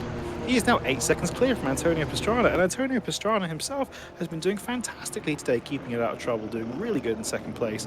Driptex is bearing down on him, so we'll see if he can catch up, as Rick's Pawnshop's having a good race too as well, getting past Phil C, sitting in 7th. Also, look at the ref is closing up to Phil C, and Phil C is also on the back of Pawnshop, of course. Matthias going for the move on Driptex now. That's a bold move, but he's going to pull it off as Driptex just ends up a little bit offline there, and he's now getting hounded by Speedfaster IC and Rebel behind him.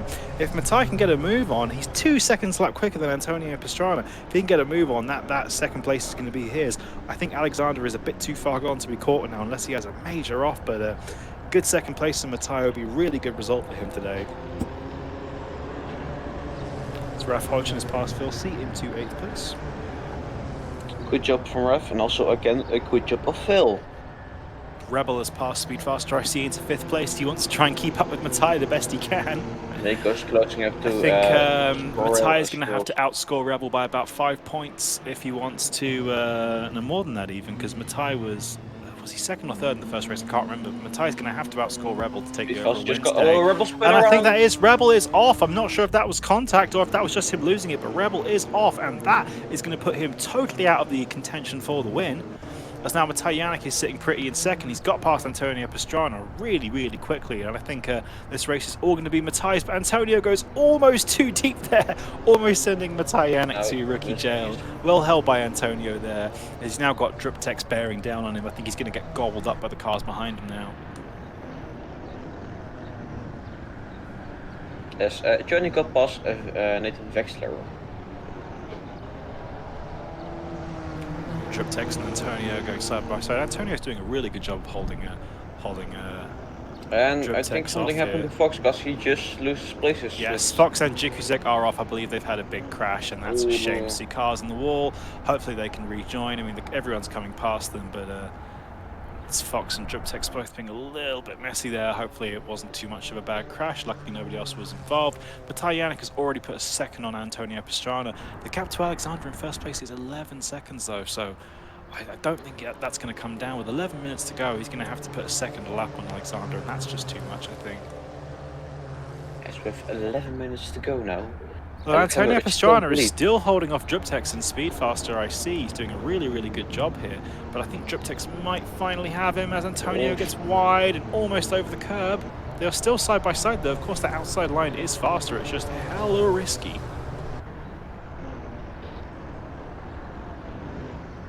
Mattei Yannick is currently the fastest car on track. He is gaining time on Alexander, but I don't think it's going to quite be enough, as Driptex and Antonio are having a great race here. So much good racing from these little Renaults. I'm so impressed. I think Jikuzek, he typed in the chat, so I don't know if he was still driving or not, but he gave a sad face, so that's a shame for Jikuzek. I think he's still driving, but he's already on the lap. I think he just typed in the Twitch chat while he was crashing. Unlucky for Jikuzek. Sadly enough, in 18th place, he had some back. Yeah, Smithy got stuck in the wall, I believe. And Antonio Pastrana's put it in the gravel. That's such a shame. He was doing a really good job of holding off those guys. Rejoin was maybe a little bit hairy, but that's such a shame from Antonio. He's not gone, though. He's still side by side with Driptex. These guys just haven't given up. But currently, I think Mattei Yannick is going to take the overall win today, I think, with Rebel out the picture, and Mattei sitting in second place. I think he's done all he needs to. I think he got a third in the first. Oh! Driptex and Antonio getting really close there, but everyone's still holding it off as Raf is off and Machoke is up into 8th place. I think Raf's got a big off.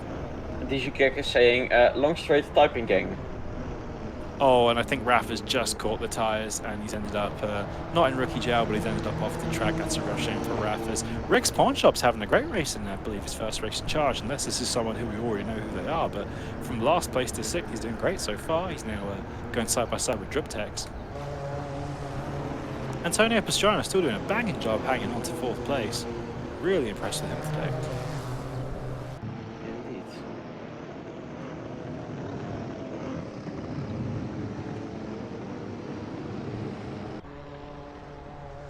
Striptex also will on the back of Rick Punch in that corner. And Jukuzek and Jan Zabril still trading places at the back. Although I believe Jan is off. Can we see Jan Zabril, please? And He's Smithy. also Something's off. happened to both those guys. Can we see Jan and Smithy?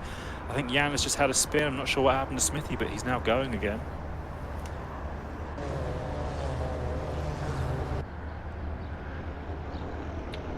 And I believe that is it for Smithy. I think he just couldn't recover after getting stuck in the wall so early on. It's a 20-minute sprint race, so if you end up a lap down, there's really not much you can do. Antonio Pastrana now has a nice 1 second gap from Rick's pawn shop, who's doing a really good job holding him off. The gap between first and second is not coming down. Alexander is still holding off. I think he just absolutely ran away with it off the line. He felt really comfortable in the car. He's not had any trouble, and all the battling and crashing that was going on behind him was just afforded him to run away with this race. Mattei is catching very slowly, but he's not going to catch him by the end of the race. Speedfaster IC is sitting in third with Antonio Pastrana not far behind him, but I'm sure Speedfaster IC will end the day with some penalties. At the moment in the Discord chat we have a Rookie Chill POV, so if you want to see Rookie Chill... Yep, discord.me/charge. You can see, I believe it's probably Ren's POV. He's using the free cam to show you what happens when somebody ends up in Rookie Jail, as Driptex is in a huge pack battle with Rick's Pawn Shop and Phil C right now. There's just cars everywhere. Oh, I love that Phil C livery. It's looking real good. Yes, also Driptex livery. Just a huge train of cars here right now. Dive bomb, dive bomb, dive... Oh, sad. I just want to see one massive dive bomb as Yellow once did in a Donington with a BMW. As Machoke is now making his way back up to 6th, getting past Driptex and Phil C. Those two might have distracted each other from fighting, and Machoke has just slid through. I believe Machoke is just too far back to catch Mattei Yannick, though. I think Mattei is going to take the overall event win today with his 2 strong finishes. But anything could still happen. There's 6 minutes to go. Raj, rookie jail is where the rookies go when they crash.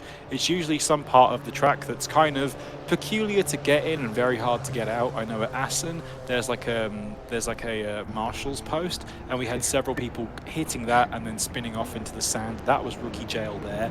Rookie jail here is if you hit the static tires and end up in the old pit lane, which we're just seeing on stream here. Now, the original rookie jail was the original rookie jail is in Okoyama, I think. On the small circuit, if you spin in the hairpin and where you cut the track, you can end up between 2 marshal posts, and it's really hard to get out. That's where the original was. To answer, yes, rookies are very adept at ending up in rookie jail, hence the name. It does happen pretty much, well, at least once a week in the opens, but somebody will end up crashing in somewhere that you wouldn't expect them to crash.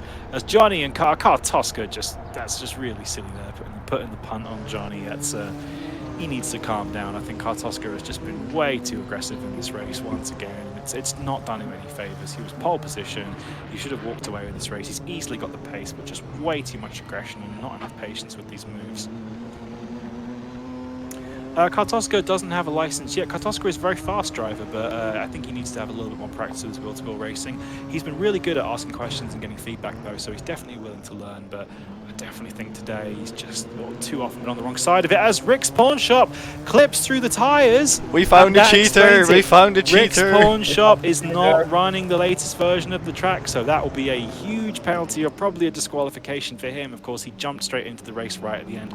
Maybe he just had the mods and saw the race. I don't know who he is, but Rick's Pawn Shop there clipping through the tyres. He's not running. That should really be checksummed, but either way, he's having a really good race despite that.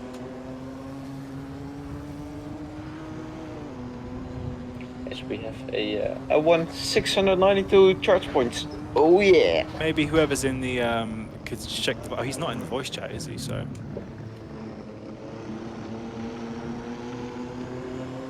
No. I think it's the guy. Driptex and Antonio Pastrana are really close here. Antonio Pastrana's had some great wheel-to-wheel racing all race. He's especially with Driptex, they've been side by side for basically the whole thing. Okay, saying the Twitch betting game gamble thingy from Run is fixed again. I have to say, it was funny looking at it from Rick's perspective. When I saw him going towards those tyres, I was like, oh no, here it comes. But then he clipped through them. People to watch, I would say the race is kind of quieting down at this point. I would say the battle with Antonio Pastrana and Driptex has been really, really fascinating. The ones to watch this race were Mataj Yannick, and I would have said Rebel. Rebel had some contact earlier on, and Mataj Yannick carved his way through the reverse grid really well and ended up in second place. We did lose some potential race winners just due to contact early on. I think Smithy was one of the ones to watch at the start of the race, as was Rebel. And a couple others, but yeah. Currently, Alexander is enjoying a really, really good lead because he just managed to run away with it at the start of the race. Mataj Yannick's put himself nice and safely in second. He's going to take the overall event win today. Speedfaster IC sitting in third place, but he's had a couple scary moments in this race, so he might not keep that with penalties.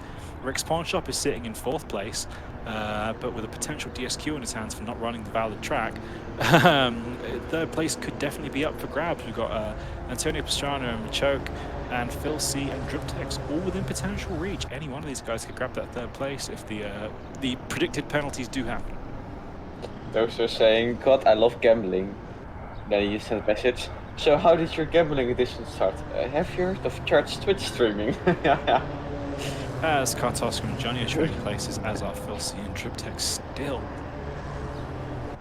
Really impressed by the quality of the World Tour racing from these guys here. Of course, this is the open split. These guys are, the lesser experienced drivers here in Charged, and this is a really great opportunity for them to prove that they deserve licenses and, they should be cleared to run any races they want.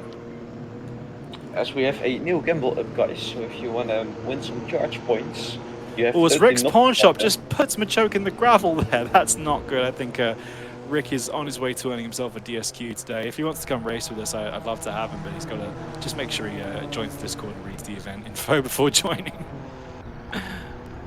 As Driptex and Machoke are now trading places, that's a real shame. Machoke lost quite a lot of places there from that contact with Rick. He definitely pushed him out as Driptex is going to rookie jail. Oh, and it's all happened. That is absolutely humongous crash there, and I believe that was just a little bump too far as Driptex fully ended up in rookie jail there, hitting the tyres. Lots of bonking going on there. That's a huge change in order. We now have Rebel up to 6th place, Phil C 7th, Kartoshka up to 8th up because of that, and we really lost a lot of places from Driptex and Choke there. That's just making Mataj Yannick's win even stronger today. But yeah, that was a scary moment. Phil C indeed. No shenanigans in the final corners, guys. He got hit, hold it on the grass, and still remained his position. He got one position and immediately got overtaken because of his speed. And he rejoined the track. As we are now on the wait for it. As this will be the final lap, yes. Now on the final lap. As Alexander has really not had any trouble up in front today. He's done a really good job, just really super clean and consistent. Great pace the whole time. Mattai's been catching him, but not anywhere near the pace he would need to Miko take sadly the win. disconnected. This is a really, really good race from Alexander. I'm super impressed with him. Of course, being in first place and having everyone behind you crash and being able to hold on to it, it's a good achievement, but I'd love to see him do some more World Tour racing next time round. But even just holding on to first place can sometimes be the absolute hardest challenge. You have all your nerves and things that seem so easy to you in a practice session, all of a sudden when you're in first place become impossible. Matai is going to take the overall event win today. He's definitely done well to stay out of trouble. He's had the pace to put himself nice and clear of the cars behind him. Third place could be at this current rate Antonio Pastrana with Speedfaster IC and Rick's Pawn Shop, probably due for a few penalties each. So really great performance from Antonio Pastrana. I've been so impressed at his ability to stay out of trouble today and really be respectful wheel to wheel with other cars and leave lots of room. But Alexander is going to take the victory today in open split race 2. That is a great race from Alexander. Really, really good job there. And I believe that's going to be Mataj Yannick coming up in second place. And he's going to take the overall event win today. And Speedfaster IC will take third place on the track. And I believe Rick's Pawn Shop will take fourth on track, but of course that may change. Antonio Pastrana coming in fifth place. Really good job. And someone's off there right at the last corner. One final round of rookie jail for, I believe that is Johnny.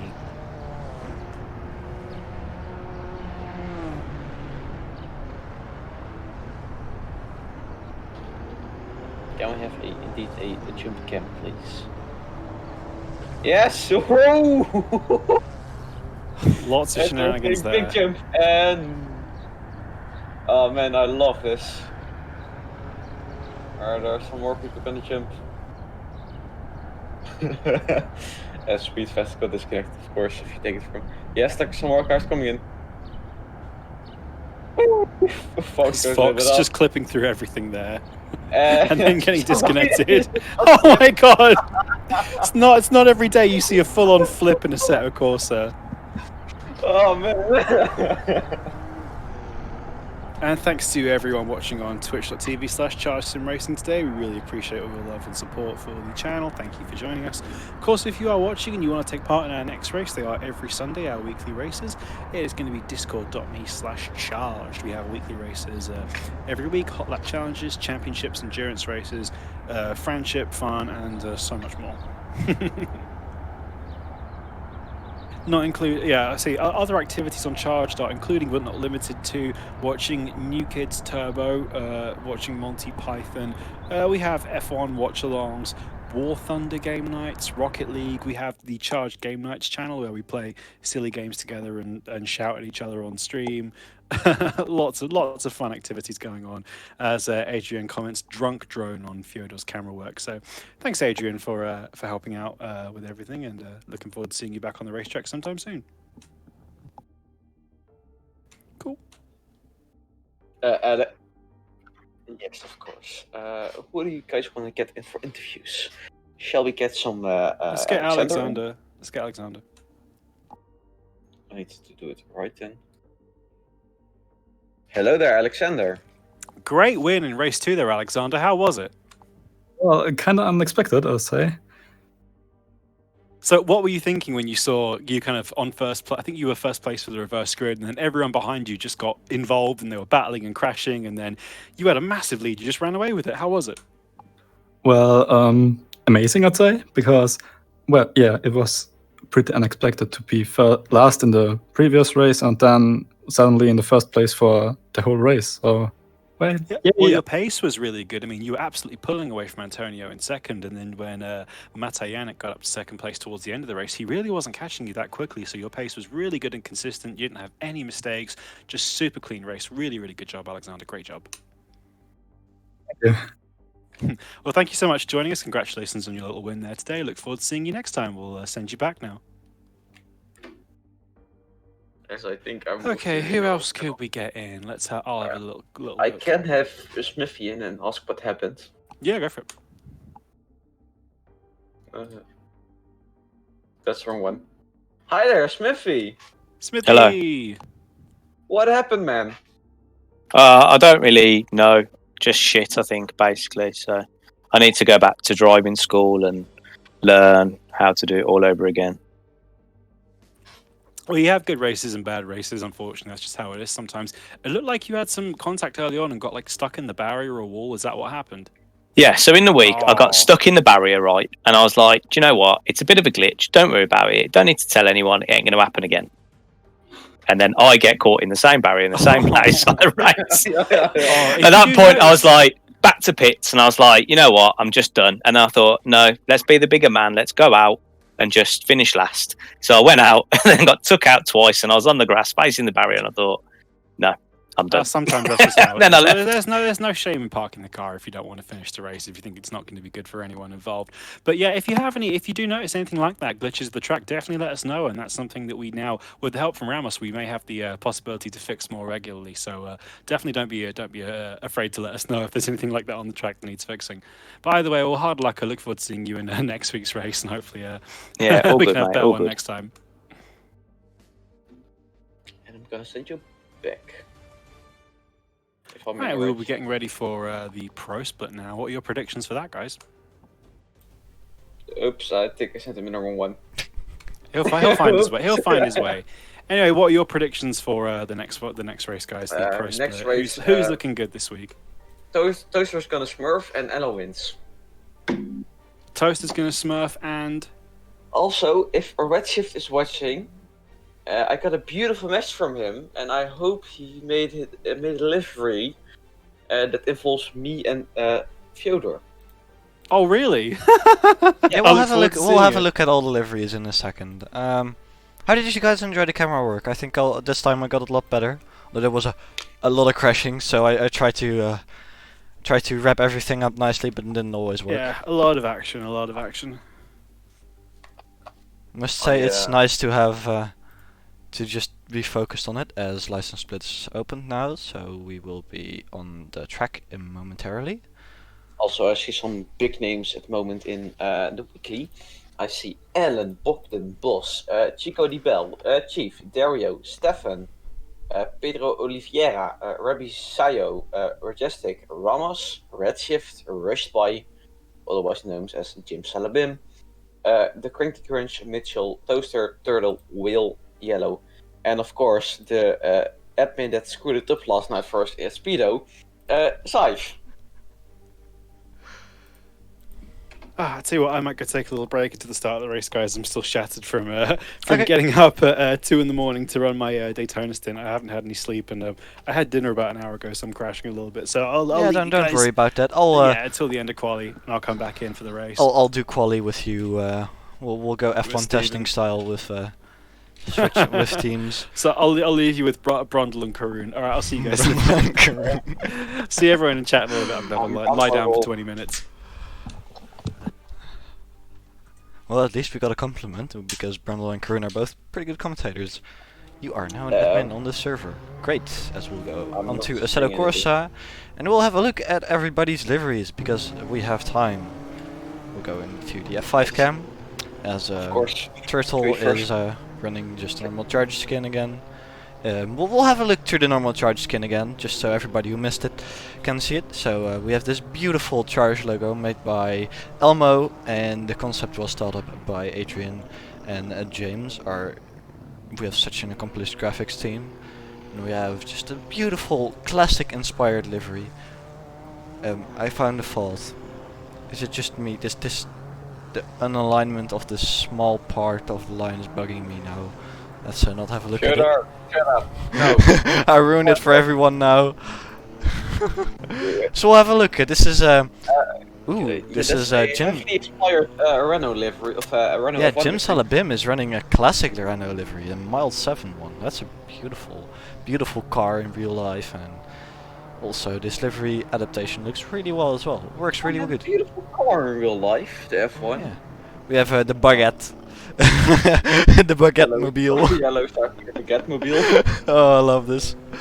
The baguette mobile. Let's see if there are any. Also, a interesting fact at the moment, we have two brothers driving. Yellow 13 and Mitchell are both brothers from each other. Je suis Oh une god, pomme de terre. Wait, that's the Purity headlights. pomme de terre is. Can I see the livery? Can I see the livery of Majestic and We'll go to. We're gonna look through them, as we have Bogdan Galatas, who's also running a of course, nice looking livery. normal Ferris livery. Yeah, it looks really good actually. Nice flow around the livery. I mean, I couldn't make it, but I can still criticize it. As Pedro Oliveira is using the stock one, Toaster's using the stock one, Sir Chief is using the stock one, Turtle's using the stock one. Nazim is running a plywood Coca-Cola Heinz livery. No, it's Heinz Beans something like Oh, that. it's beans. I'd still with call it ply- plywood. Yeah, with WD-40. There's no yeah, no passing on the on the Don't left. overtake. No overtaking, please. It's not allowed. Sorry, but I'm joining the Pepsi team for tonight. Let's see. Rabizayo, Mr. Chief Will, Wadsworth, Mitchell, Redshift, Yellow. Oh, Mitchell, go back to Mitchell. Go back to Mitchell. Yeah, we haven't seen this one yet. This is a nice looking one with like the classic Renault livery on top, and then a fluorescent. This car pops on screen. Also, Redshift. Next one. I want to see Yeah, Redshift. Redshift. We'll have a look at Redshift. Yes. Where is he? Sorry. Where is he? There he is. Ah. I don't think he submitted his livery. No. There is Well- Baguette. Bogdan again. I think we have seen everyone. Let's give I everybody know. epilepsy. Oh no, we haven't seen this one. Re-race has one with an Alpine livery, with a nice looking Alpine livery actually. Oh This man, is I love this. Really good. Re-race has one. I love how the E and the A mix together a little bit. Microsoft. I think this is a heavily inspired livery of the Renault the Alpine F1. Yeah, I mean, we have Kimona, so yeah, that's definitely Alpine F1 inspired. Have we got something on the roof? No, that's a missed opportunity. But it still looks really good from him. I don't think we have seen... We've seen Nazim. Ramos, here we go. With his McGuire's. Yep, a nice 44. I think that's a returning factor with Ramos's liveries. Most of the time he has McGuire's on his car. For the people who don't know what it is. That's a detailing. They make like detailing stuff, like the sprays and everything, and the sponge. Yeah, looking really good as always with running 44. So definitely a Lewis fan. We have no concept who actually didn't make a livery this week. Or forgot to submit it. Achieve Boz. Ooh, There we go. Boz. This is a really cool one. That's a really cool livery from Boz here. I mean, every livery is cool, so... Adrian is saying in the chat, no one noticed the little message on at the back. Of which car, Adrian? Because I don't see you driving. Here you go. Every single car. I don't know what it means, but I've seen it. I think it means hello there. Hello there, yeah, it could be. Bière blonde is some, I think, blonde beer. Might be it. And Binouze, no idea what that means. Oh, it means slow down, dumbass. Oh.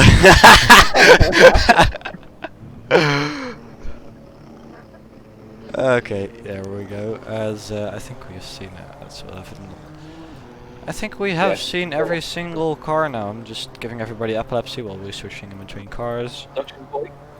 Toxic Boy, oh yeah. Nope. Matara and Ren, who's stuck in the pit lane, can't drive. I think Ren is doing the POV again of the rookie Jill. I really like the mild 7 livery here. I don't like it, sorry to say. I don't know, I liked it. It worked really well on the Renault. It works a bit less on a box, but it still looks pretty good. I can still in real life, I don't like that car, so... I love the engine. I've seen it IRL and it looks... It's super cool. Also, if the LMP1, the first time I saw an LMP1 car, they're really tiny. That's like the biggest surprise, because you see those cars and you feel like they're really big, because your head sees a windscreen, and your head's like, okay, that windscreen is same size as a normal car windscreen. And then the car gets like double the size. Well, this is actually a really tiny thing. It's only like 1.5 meters high, probably even less, 120, and 2 meters wide, and about 4 meters long, I think, from what I remember. And they're just packed with technology, but they're so small when you look at them. As we see a nice drift from Rightastic here, as I clicked away a bit too fast. As we can see a nice pedal cam here for the broken leg. This one is okay. The car cameras are a bit broken, sadly. And the cockpit camera always has the reverse on. As hopefully somebody is Rightastic, they're nearly almost sending it into the wall. As yeah, we will have a look at the interior. Can I look around here? No, I cannot look around. Well, we'll go to Ren. We'll have a look at the interior of the car, because it's quite a nice car actually. We'll go free cam a little bit. We have it's a rear engine car, I think. Yes. So it's more mid-engine. Yeah, mid-rear engine. Officially it's classified as mid-engine. Yeah, it's a mid-engine car. So we look at the placement of the engine. It's pretty much on the rear axle. So yeah, it's a rear-wheel drive car. So you actually have something. You could store something in the bonnet. Not sure what you want to do, but you could do it. As maybe fit another engine for front-wheel drive. Go 4-wheel drive 2 engines. So we'll do a flying lap of the circuit. If I let's get the POV in ultra hyper speed mode.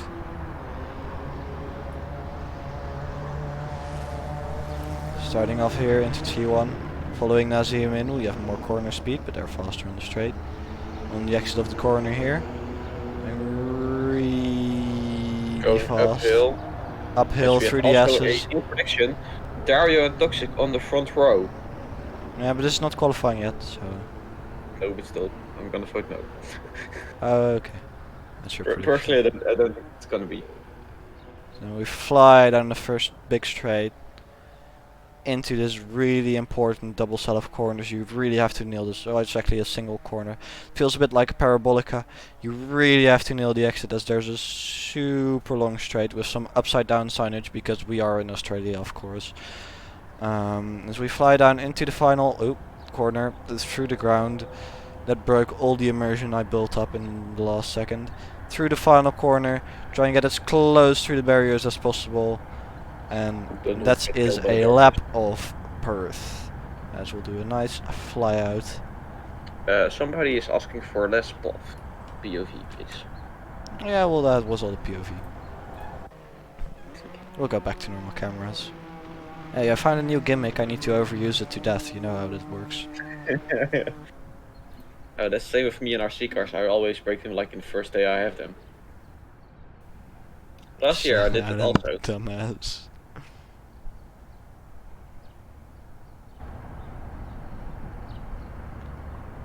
Oh, Bin Souza was beer. Is a familiar way to say beer. Aha, so I was correct. Yes, but I didn't want to give you that. It was something with beer, although I thought was the wrong thing. But you're 16, beer. You're not allowed to drink beer here in the Netherlands. Well, just go to Germany. Yes. But isn't there like glue wine or something where you can drink it and... glue wine isn't... no, I can't drink any alcohol in the Netherlands. No, but like glue wine in Germany, I think one of the only things you can drink. No, beer. You can drink beer. Yeah, you can drink beer at 16. Oh shit, I know it in Belgium it was like 16, but... Oh, in Germany it's also 16. So we'll just have a final look at all the liveries, the baguettes. Everybody with a custom livery is always at the front, so that's the most colorful part. Some of these liveries really pop. I seriously love the Alpine livery. Yeah, the Alpine looks super good, as I'll fly it around. As we'll head into qualifying, I'll only have 2 more chances to fly my drone cam, so...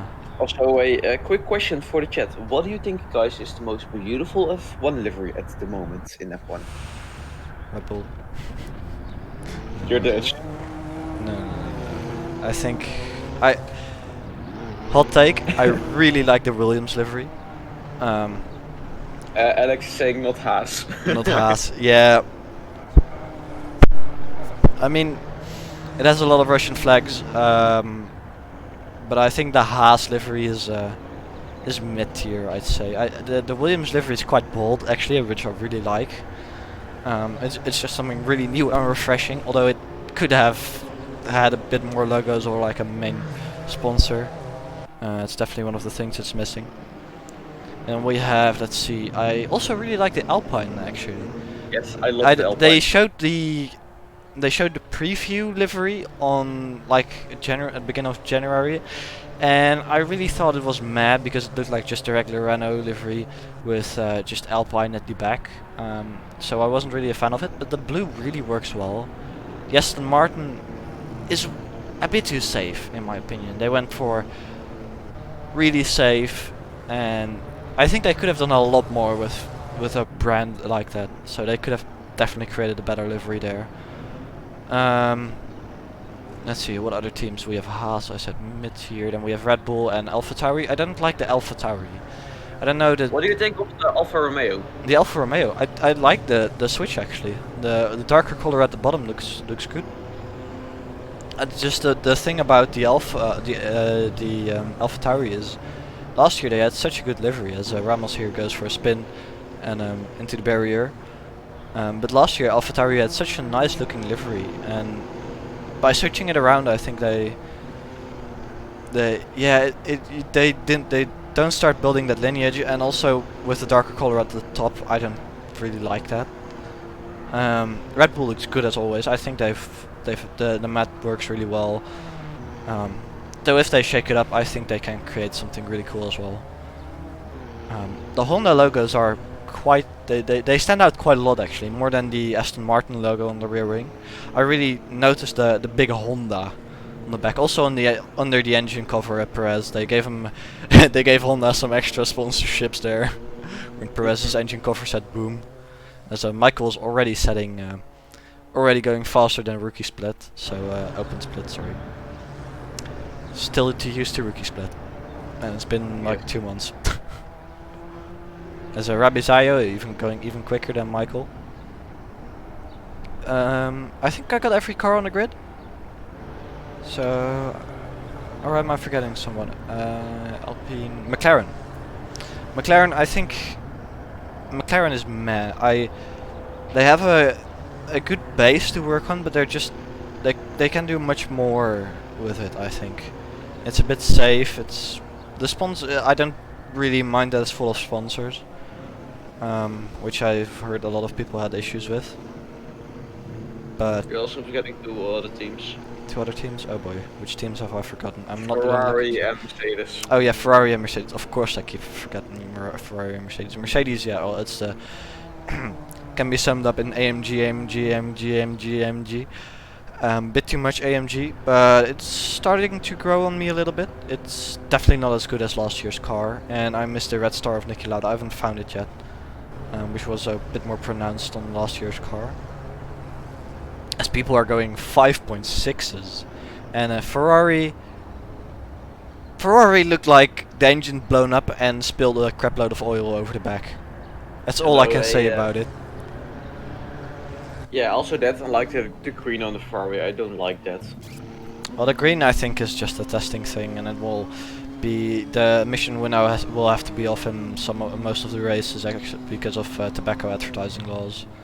As far as I know, Australia and their what the fuck is Toaster doing? Toaster just putting up and starting a lap again. Sorry, As Dario here hopefully goes on to no, he actually just finished the lap and comes across the line with a 105.9. Going into turn 1 here, hard on the brakes, And Dario in second. coasting it in, and then back on throttle. As you can see, as you can hear, a slight hesitation on the power. Jim Salabim goes faster than Toaster at the moment, Oh. with a 1 minute 5, People are 6. flying 5.6. here. So, Of course, our Dutchman who won against in community sim racing against the admins, with me and Naughty the Alien. yep. That's I should have raced there, then we would have won. But okay. Yes, indeed, but Tracy, nice F-bomb. Yeah. Yeah, I think we So, got yeah. every livery on the grid then. Yeah, now with Ferrari, the oil spill in the Ferrari just looks awful. Yes. It's I know why they did it, because Burgundy, bit of a blast to the past, but it's more of a blown engine, and Ferrari really should keep their engine image positive right now. With some issues, I don't know what kind of issues they had during testing, but I know they had to pull over twice, so that's also not great. Yes. Also, personally, I'm thinking that the midfield battle is gonna watch this year gonna be a one great battle with maybe Ferrari again, better this year, but Alfa Romeo, Alfa Tauri, the Renault, sorry, the Alpines, yeah. I really don't. I can't say. Testing times are so unrepresentative of real pace. The only thing you can really take away from testing is things like reliability, which also might be the case of Mercedes putting sandbagging, but they didn't have any room for the sandbags, so they just put it in the gearbox. That's why the gearbox is blue. Yeah, but last year they were also having like some struggles with everything, with engine and the gearbox, and you saw the same thing happening. So yeah, that's going to be happening this year again. Mercedes on top and Red Bull second. Now we'll see. Red Bull has a good start this time, for the first time. Have a car which doesn't snap kill you every time, and Mercedes does actually. So that's also interesting with the Mercedes car having the tendency to get snap oversteer and just being a bit unstable. They have an aerodynamic issue which they're not 100% sure about what the actual cause was, and of course they're also sandbagging as usual. So we'll see what's going to happen in actuality. As it's like a really tight battle here with the top 11 being under 5 seconds, under the 6 seconds, and then the top 8 being under rookie open split times. So that's definitely some really good racing. As we have 12 minutes. Yes, ref, it's qualifying. As we have 12 minutes to go in qualifying. Is Toaster doing some strange stuff again with his car? Yeah, he's just trying to gain time. I don't know. So we haven't seen anybody go to rookie jail here yet, but Got Steven Ledges. I think we might have somebody into getting sent into rookie split. Majestic is now second and Toaster's third place.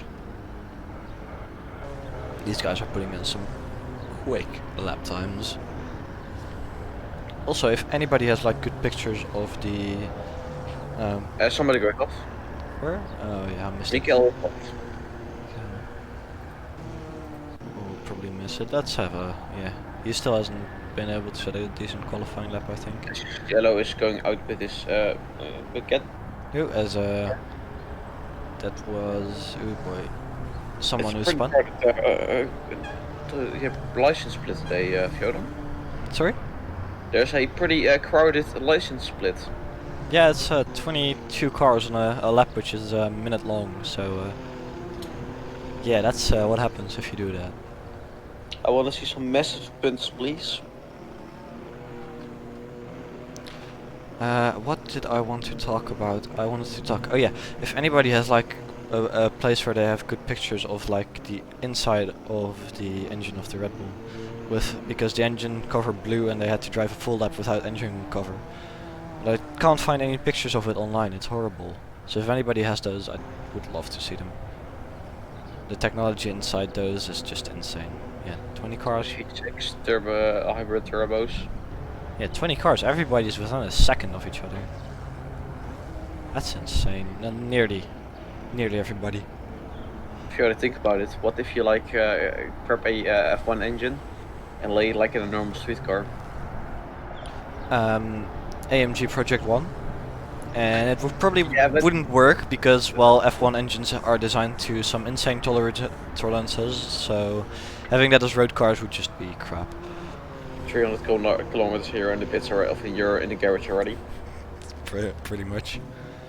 Yeah, I don't think the AMG Project 1 is going to use the real F1 engine. It probably did some No, I think they slight tuned it a little bit modifications. down. Yeah, it's probably going to be down-tuned a little bit, and might be tolerances and stuff are going to be a bit wider, so you don't have to warm it up 3 hours before you want to drive. Toxic Boy just set the fastest time. Damn, we're going 3-4 tenths quicker than we've gone in the practice session and open split. So Yellow maybe set the faster lap at the moment. I don't think Yellow is just starting. He's now opening his. Yeah, he's just starting his lap. He came out of the pits. As Mitchell goes 16 fastest. I'm proud of you, man. Yellow and Mitchell are of course brothers, so which is was quite a discovery when I first discovered it. I was completely mind blown. I don't. I already knew something was up with this. Yeah, I should be more active in charge. I should be less active in charge. I'm too active here. Because we have no concept. The guy who thought up these weird and wacky combos is in 15th place, pulling a nice drift there. We're just experimenting with some camera angles, seeing what works, what doesn't work. No concept there has a big slide. I don't know who put that pole in, but that's not an ideally placed pole. With 8 minutes to go. So, yeah, Mugello 4 hours is going to be really cool. The lapping traffic I think is going to be the biggest part there. That's gonna be horrible. Yeah. So. Personally, I've already did some practice and everything with with a lot of GTs on the server.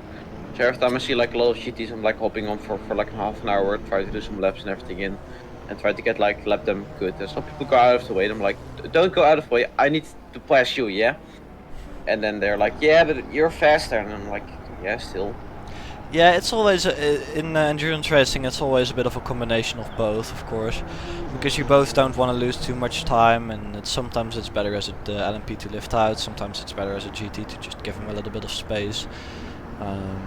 because of course it's gonna be crappy if you're stuck behind, and if you're an LMP and you're stuck behind a GT for like a sector, which can happen actually in Mugello. So Of course, I'm gonna be driving for Thunder Racing, my own of the team I started with Boss and Naughty.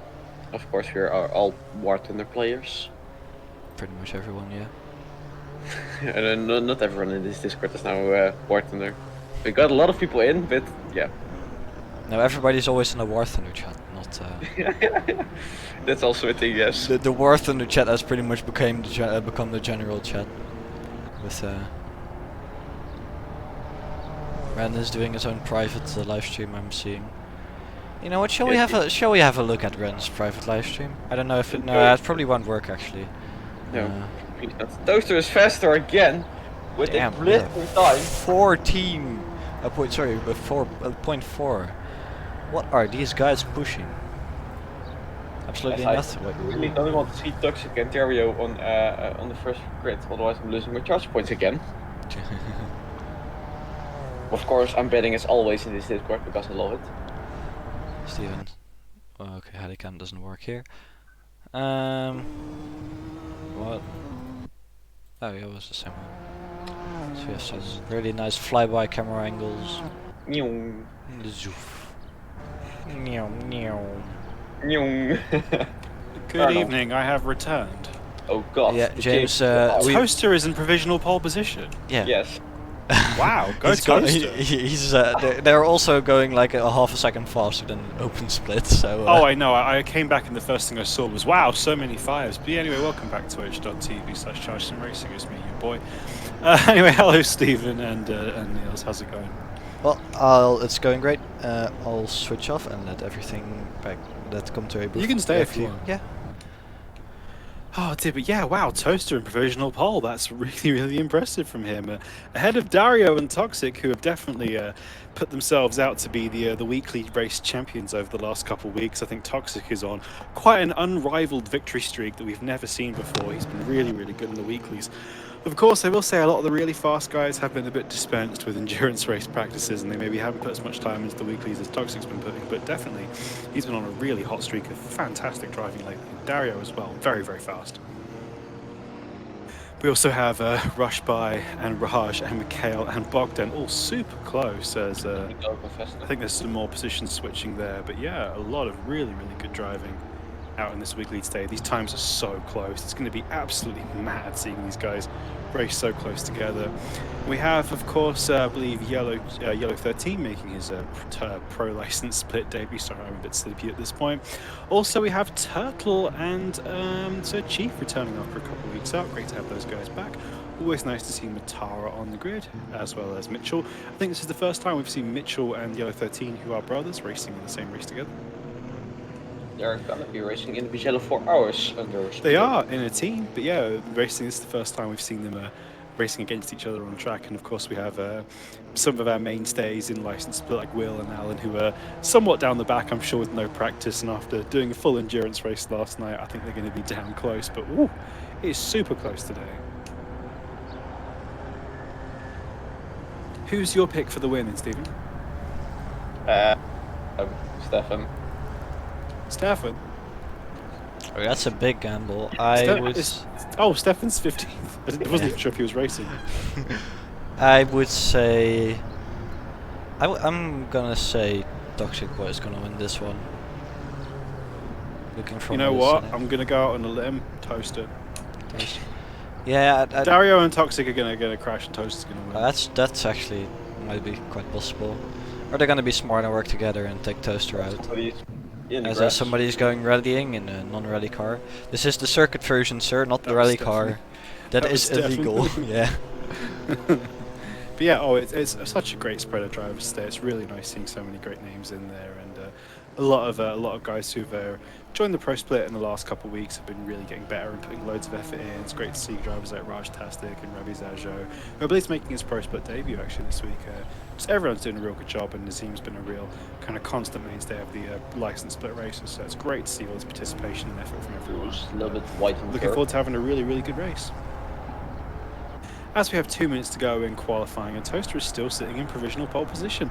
He is an absolute hair's breadth ahead of Dario, and then another hair's breadth ahead of Toxic, and then another hair's breadth ahead of Mikhail, and then another one ahead of Jim, and then another one ahead of... I say that Toxic has just taken pole position by only a couple tenths, and you can tell he's happy about that as he absolutely hoofs the car off into the barrier. I think he's done enough, but oh my, within 2 tenths of pole position, we have about 6-7 cars. It's mad. It's Dario on track. Can we have a look at him, please? Yeah, what can Dario do? Dario. Toaster is back out on track as well. I think that might be it for Toxic. He don't think he's going to go out again, but if Toaster can find half a tenth, that's all it's going to be to put him on pole position. Dario is currently on an outlap looking from the timing. Actually, what I can do is I can pull up this one. I will say right now that front row is a no wheels front row. We have a keyboard and mouse player and a controller player in the top 2, which goes to show doesn't matter what equipment you have, you can be fast with anything. Can you please say that to Ramos with his Ramos there. Well, Ramos it's definitely your own level. You can use whatever equipment you feel comfortable with. As Toaster, I believe, is off track, and he's got time to get around and get one more lap in probably. So we'll see. Oh, he's back to pits. That's going to be it for Toaster. Okay. Unfortunately, not a second pole position in Pro Split, at least for Toaster today. But really, really good qualifying result. I'd love to see him get in the mix with these guys for the win. But really super fast lap times from all these guys. It's mind-bendingly close. Yeah, as the Delta sadly doesn't seem to work, so I can't give... would have been a bit more interesting, but sadly it is... Oh, Toaster is back out again. Toaster's just going to have time to get one more lap in as he's coming through turn 3 right now. As you can he's see, just going to have time. That last-ditch lap, he might get it. Toxic is back out. Dario is back out. Mikhail is in the pits. Jim is out. Bogdan is out. Rashtastic is out. All of these guys could be going for pole position here. Definitely fasten your seatbelts for this last lap extravaganza. Toaster's weaving a little bit here and there, trying to scrub the tires to just get those tires a bit more up to grip. I don't think they have I'm not sure how much they have to scrub. They start quite low. Yeah, sometimes the tires start really low and you have to scrub them a little bit to get back up. Same thing happens with the Orca and actually pretty much every single car in AC.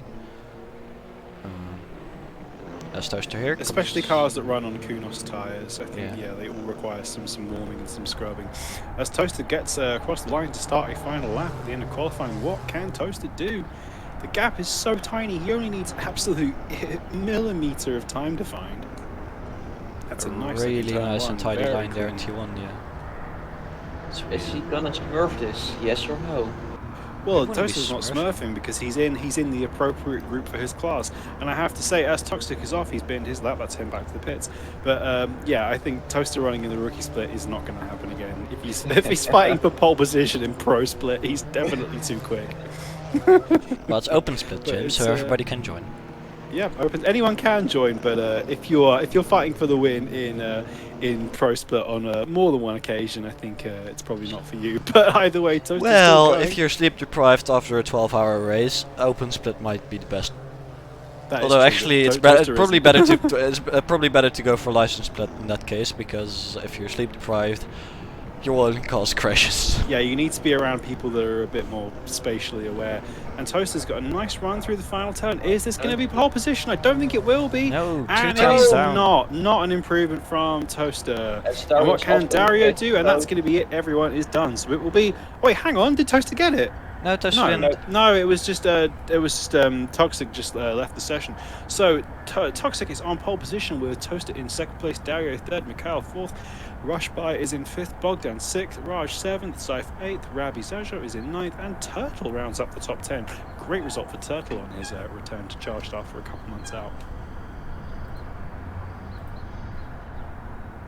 This is going to be an absolutely lightning start, I can guarantee. Everyone's so close to each other, and the smallest mistake is going to give someone the win here. As we have a new prediction up. That's a great Renault livery from Jim there with a... I don't like it, sorry. R26 inspired. I mean, I would say it's a bit of a bait choice, but yeah. Of course, Bogdan and Mitchell with their usual liveries every week. I always appreciate those. I think this is absolutely insane from the Z-Man. I love it. The Heinz Beans Rusty WD-40 absolutely madness livery. Can you explain It's weird as heck, but I really like it. Great effort from the Z there. I really like off-the-wall liveries. Yellow 13s, Is that like a wood? Is It's that a baguette. Oh, it's a croissant. I think it's a No, croissant. it's a baguette. It's a baguette. Oh, it's lots of baguettes with a French flag on Yeah. it from Yellow 13 there.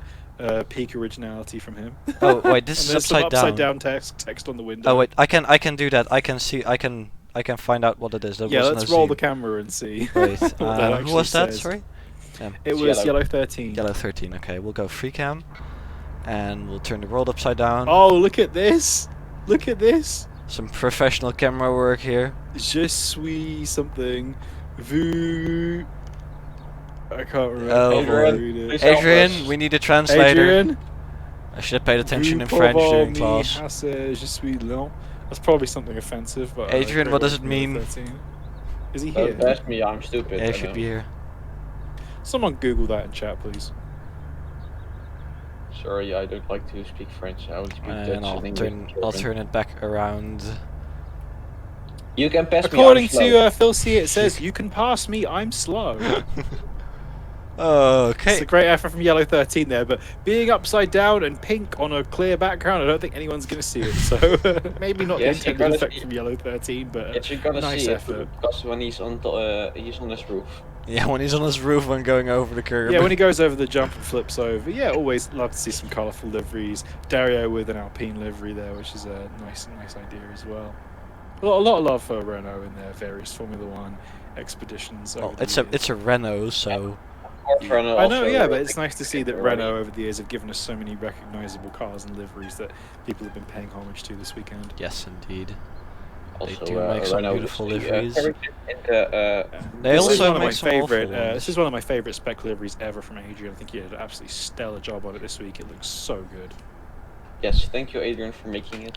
It's like the base charge spec liveries are really cool always, but then they're like sometimes you can really mix them up, and that's when they get really cool like this. Yeah, it's just like sometimes it depends on. I know Adrian spent a lot of time planning. That's why he put a lot of effort into it. Sometimes, especially the ones I make, tend to be last-minute rush jobs, and sometimes if you just have that spark, that idea, and it just comes out really well. So yeah, brilliant job from Adrian this week. I really love it. And Also, sometimes for spec the liveries are people- always good, but sometimes they're just spectacular. Also, for the people in the chat, who do you think is gonna win this race? I'm gonna say Toaster.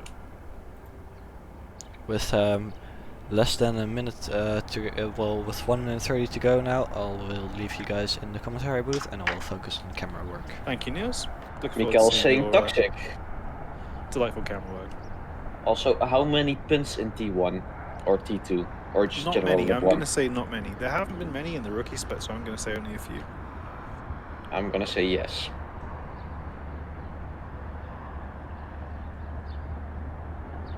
Thank you, Raf, Raf. Yeah, I've got quite a lot of commentating experience, so I'm pretty comfy doing it. Yeah, he got yesterday like for 4 hours lonely in the commentary Oh, booth. 4 hours. Oh, that was a Herculean effort. Good job. Yes, and then I was asleep when you were doing that, probably.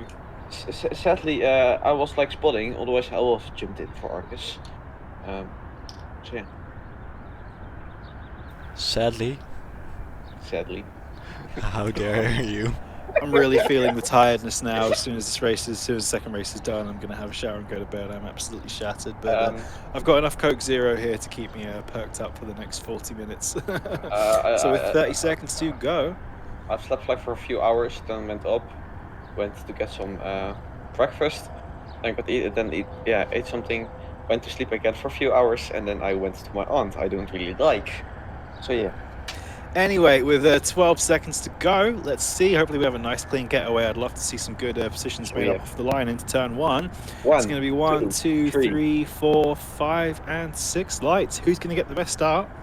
Watch Toaster go for it. I reckon he's going to And jump here we in. go. And they are away. Toast a little bit of a bad start. No, I think he's good. Toaster is going to be into first place by the start of the corner, and Dario is making moves as well. And Toaster takes the lead going into turn one, I believe. I'm not quite sure. Yes, Oh, and there's contact, yes, and no. Dario is off. Toaster is into the lead. Toxic and Dario touch. I predicted it. Give me my £1 million. Toaster is into the lead. Toxic and Dario touch. Jim has made his way up into third. Mikhail fourth. Bogdan fifth. Oh, that's such a shame for Dario. I'm not quite sure what happened there. I think they just were both Dario's going for the same bit of road there. But look at this huge pack of cars, just absolutely just going. And there's contact there. Cars coming back on the track, and there is a huge crash. There are cars absolutely everywhere.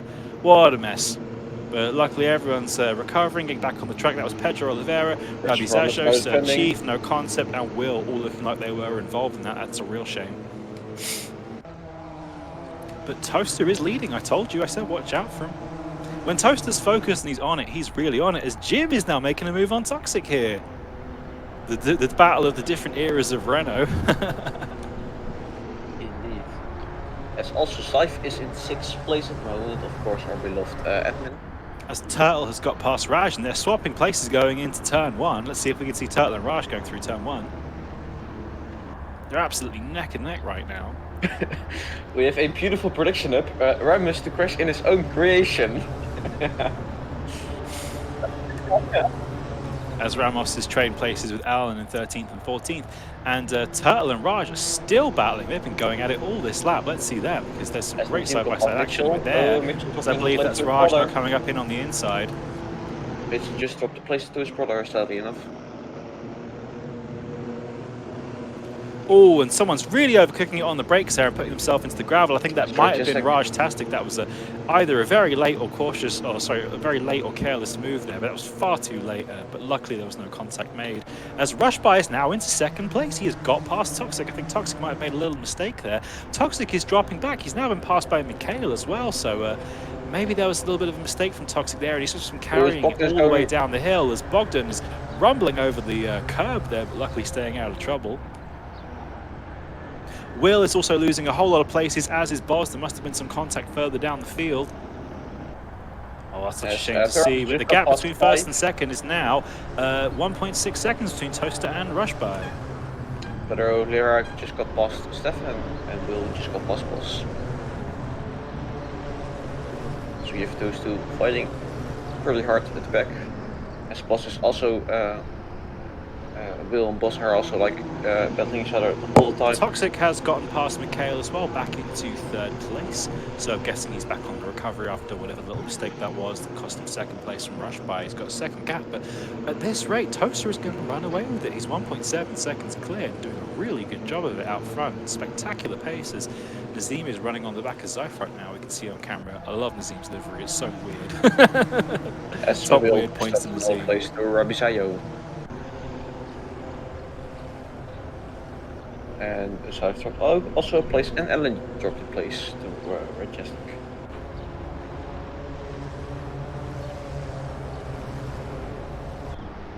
So 3 laps down, there's 16 minutes still to go, and Toaster almost has a 2-second lead as Zyph and Nazim are really battling through turn 1. Zyph getting spectacularly sideways there. Excuse me. James, don't die, we need you longer. I think Rabbi's Azure has had some more problems. He's dropped down now to 19th. As Hermes is also dropping some places. I think it's just so easy to drop a wheel on the grass or on the gravel here, and then this car has such little power, it's just all that momentum gets sucked away from you. Hermes gonna try it on the inside, breaking late. Oh, and that's Zyph being put into the gravel there, I believe, by Nazim. I'm not quite sure what happened there. Maybe Zyph outbroke himself or Nazim ran wide, but that's going to be both of them losing a ton of places there. That's a real shame. They were having a great little battle. I know Zyph was struggling a lot with the car this week, and he wasn't comfortable with it, so maybe he's still just having a little bit of trouble as Nazim blasts back past. And I think he's also a little bit tired. Oh no, it was Zyph blasting back past. I think Nazim might have had another little off there. As the gap between Toaster and Jim Salabim are becoming bigger and bigger. Oh, Boss is off. Yep, that's rookie jail for Boss. Looks like he's clouted those tyre barriers, and it's going to take him a while to get going as Boss is now down to last. Dario is still in 21st, so despite him setting really good lap times, I think Dario has just been annihilated a couple times in this race, and he's really, really far down. That's a great shame for Dario, but unfortunately that's it. You've got to be careful. Being fast is one thing, but you've got to be clean. And talking about being fast and clean, Toxic is catching back up to Jim. He's having a great race so far today. I bet Toxic's going to try and go for that win if he can get back up there. I hear Luna in the background. James. Yeah, there is a kitty cat in the office. Luckily, I have pushed it over. But yeah, Toxic and Rush by really close right now. I wonder if Toxic can get back up. I think As if he doesn't win coming today, up I think to Toxic has won Oliviera. about 4 events in a row. So he's on probably the longest winning streak ever in Charge history at the moment. So it would definitely be a combo breaker if Toaster was to win today. What's the last event Toaster won? And it wasn't open It was the split. NASCAR race in Pro Split where he... I can't remember who came second, but it was me for most of the race, but I ran out of fuel because I didn't put my fuel in properly, and if I had put my fuel in properly, I would have won. I know you were like that's what you really tell yourself. Oh my god, I was fuel saving the entire race, and I was like a second back from Toaster. But the gap is remaining pretty constant right now. I think Rush by has even made up a 10th or 2 over Toaster in the last lap, so maybe Toaster's just having a lap to take stock and keep focus, but he's doing a really good job today. Also, ELO and Mitchell are looking strong at 8th and 9th place. Yeah, brothers doing it for themselves. Of course, Mitchell, I think, is the older one than ELO. Sir Chief and Ramos trading places, and I think Sir Chief has gone to jail. Let's see if we can get Sir Chief. He looks to be recovered right now. Maybe it was just a little venture. Yeah, it would have been a little venture into the gravel around that long sweeping right hand. I don't know if there was contact there or Sir Chief just put himself there. Turtle looking really good in 7th, I have to say. He's done a great drive so far, considering he's been out for a couple of weeks. Oh, Toxic is really up on Rush by right now, and all that battling is just giving Toaster a big lead. As Zyph is off, I believe Zyph is really down bad right now, and oh, there's cars just going everywhere. That's Redshift, Zyph, Will Wordsworth, a whole bunch of cars all over the shop there, so of course that will be long debated in stewarding on Tuesday. I can't wait. And oh my god, what was that? Yeah, That was revenge absolutely bunt. ridiculous. That looked like a revenge hit there. I think that's going to be it from Zyph. I can't imagine he's going to carry on going. That looked absolutely insane. I'm not sure what happened a there. maximum revenge punt, as we'll go back to it. Okay. Of course, we can't make any judgment because we're just seeing what we see on the replay. But from the replay, from the stream, that did not look good. Of course, that will be fully reviewed. If that was a revenge punt, then yeah, that's not tolerated at all. But of course, we can't say anything until we've had a look at the replay.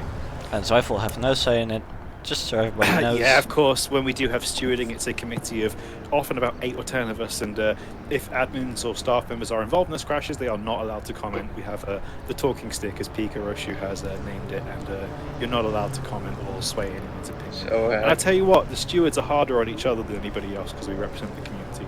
So, can I join in on Tuesday? We'll see about it, Stephen. We'll see. But Toxic's doing a great job. He's getting really close to Rush by as he just puts a wheel in the grass there, but it doesn't seem to have slowed him down. As Majestic's also catching up to Mitchell at the moment. Yeah. Winner making his way back up through the top 10 after that little off he had earlier where he just overcooked it on the brakes trying to pass. Can't remember who he was trying to pass, but it might have been Zyph. I just love the look of these cars racing side by side. They're going side by side. Rush by has taken a really good defensive line. I think we saw quite conclusively through the open split race that it's really hard to pass around the outside, but Toxic is getting it done. That was a really bold move. They're going to be side by side going into turn 1 though, so I don't know if Rush by can hold it off, but Toxic takes the place. Let's see if Rush by can get the cut back, but that was a great move from Toxic. Wowee, that's the best overtake I've seen today in all of these races we've had. That was a beautiful move from Toxic, really brave, really bold, properly out there on the curb, held it, pulled it off absolutely spectacularly. The gap is now 2 seconds to Toaster, so what can Toxic do? Can he get back up there and catch up, or is Toaster already too far gone? There was mere hundredths that separated them in qualifying, so if Toxic has half a tenth a lap, then he's not going to catch Toaster because the gap's 2 seconds, so let's see how that goes.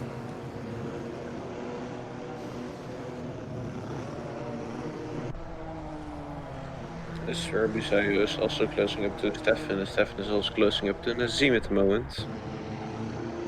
Yeah, lots of action still to come with 10 minutes left in this first race of 2. Of course, there will be the reverse grid race in our license split. There will be a reverse grid race coming up next, and that's how we decide the winner. It's an aggregate of points from the 2 races. So you can't just have one good race, you've got to do well in both, as that's a really good side-by-side iteration here from Yellow 13 and Mitchell. He's going to try it around the outside on T1. It's a little bit too far away. And Dario just got past Redshift. Well, it's Yellow 13 and Turtle, rather, as Rajtastic and Mitchell are trading places back as well. Of course, Mitchell with his very recognisable yellow-green apple livery, which I love seeing every week. It's always nice being, you can tell, like, you can always tell it's Bogdan because he's got the fastest car, and you can always tell it's Mitchell because he's got the green apple. I always have stupid things on my car or a touch things like touch flag, frikandellen, knives, or a big Dutch flag as a car. Ooh, as Rashtastic goes deep there into the turn, he got the move done, but Mitchell might be able to get the drive on him back up the hill. We saw quite conclusively through the rookie races that going really deep into that corner compromises you on exit and allows to cut back almost every time. As Yellow 13 and Turtle are now going really, really close here, and Turtle's attempting to do a Toxic-esque move around the outside, and I think he's going to get that one done. That was really nicely held from Turtle. Great return from him. Wonder what he's been up to if he hasn't been playing Assetto Corsa for a month or two, but he definitely doesn't seem to have lost any of his sharps, because that was a great move from Turtle.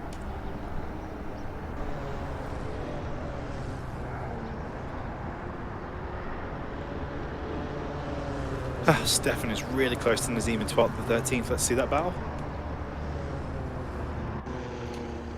And they've swapped places. It's still going on there, of course. Nazim with his Rusty Beans livery, trying to catch up to Stefan in the classic charged Renault.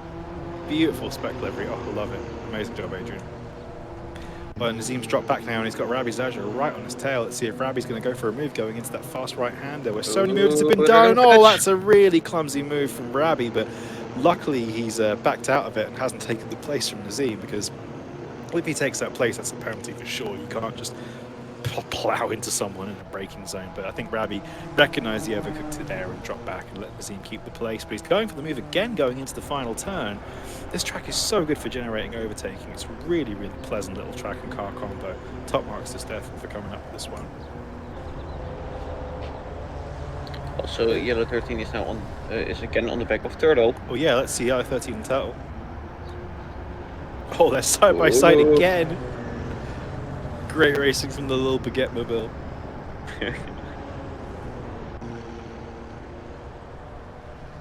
Of course, Yellow, the winner of the Suzuka race in the MX-5 Cup.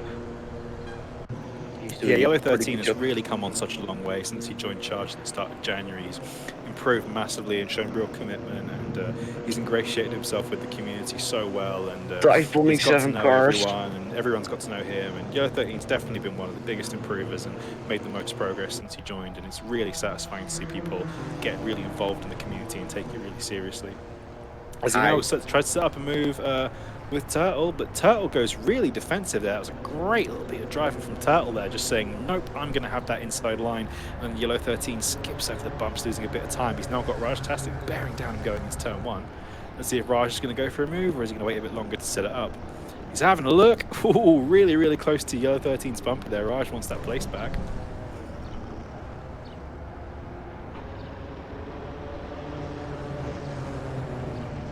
Also, Rabi, Sayo and Shima closing up to each other. Dario and Ramos trading places in 16th and 17th. Dario is slowly working his way back up the field after its absolute hoofing from earlier on in the race. At least it looked beautiful.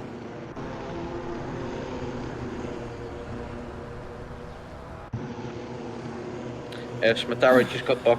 Yeah, Matara has very quietly made his way up into the top 5. I haven't seen very much of him so far this race, but he's doing a good job, as Bogdan as well, sitting really nicely in 6th. These guys are having quiet races, but they're doing a real good job.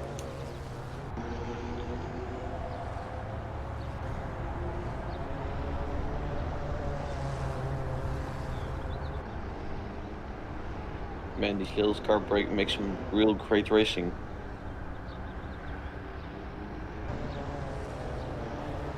It's nice to see a lot of respect from those guys. They're giving each other room, taking their time. They're not trying to kill each other to get that place. They know they're running their own race right now. A little bump.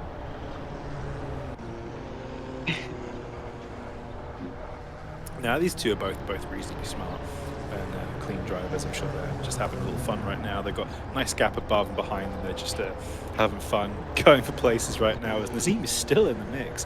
It's great seeing just wheel-to-wheel racing all the way through. Some of these guys, they're spending 20 minutes just going wheel to wheel with each other. As I say, there's 4 minutes to go, and Toaster still has a 1 second lead on Toxic, and I think Toaster might be able to pull this off, as Rabizaja, a little bit clumsy with the dive bomb there. Nazim saw it coming and left them space, and he's now going to try and go for that cutback going into the final corner. But yeah, Toxic is only about a tenth a lap quicker than Toaster right now, and it's just not enough to bring that gap down. So we could be seeing Toaster take another victory today, which would be great. He hasn't had one for a while. In Pro Split anyway. And Nazim, really nice move there from on Rabizaja, but he's run a little bit wide and put himself on the curb. That's going to compromise him going into turn 1, almost ending up in rookie jail there. That would be definitely an embarrassment for anyone in the license, but to end up Also, in rookie jail. is closing up on Turtle at the moment. Nazim trying to get the cutback on Rabizaja, but he's just too far back. I wouldn't mind seeing the gap between the leaders right now. See what it looks like in real time. Oh, it's now come down to under a second, so if Toxic can pull it out, he might be able to snatch that win back right at the end. We've got 3 minutes to go. I'll have to come back to this fight towards the end. I'm trying to see who else is close on track right now. Oopsie, or a little fault, where Toxic made a lot of advantage. Dario in this beautiful livery with Pedro Oliveira on his still. Let's see Raj and Turtle, please. They're really, really super close. Coming into turn 1, is Raj going to go for the move? He's been quite bold on his brakes today. Is he going to attempt something here? I don't think he's quite close enough. Is he going to go for it? And no. Turtle again with some really good defensive driving. He says nope. But he's run a little bit wide on the exit. Raj is going to get the move, but that's some good car control from Turtle. As again, he very defiantly takes his line and says, nope, I'm not going to let you alongside me just yet. You've got to work a little bit harder for it. Really good defensive driving from Turtle today. I've been very impressed.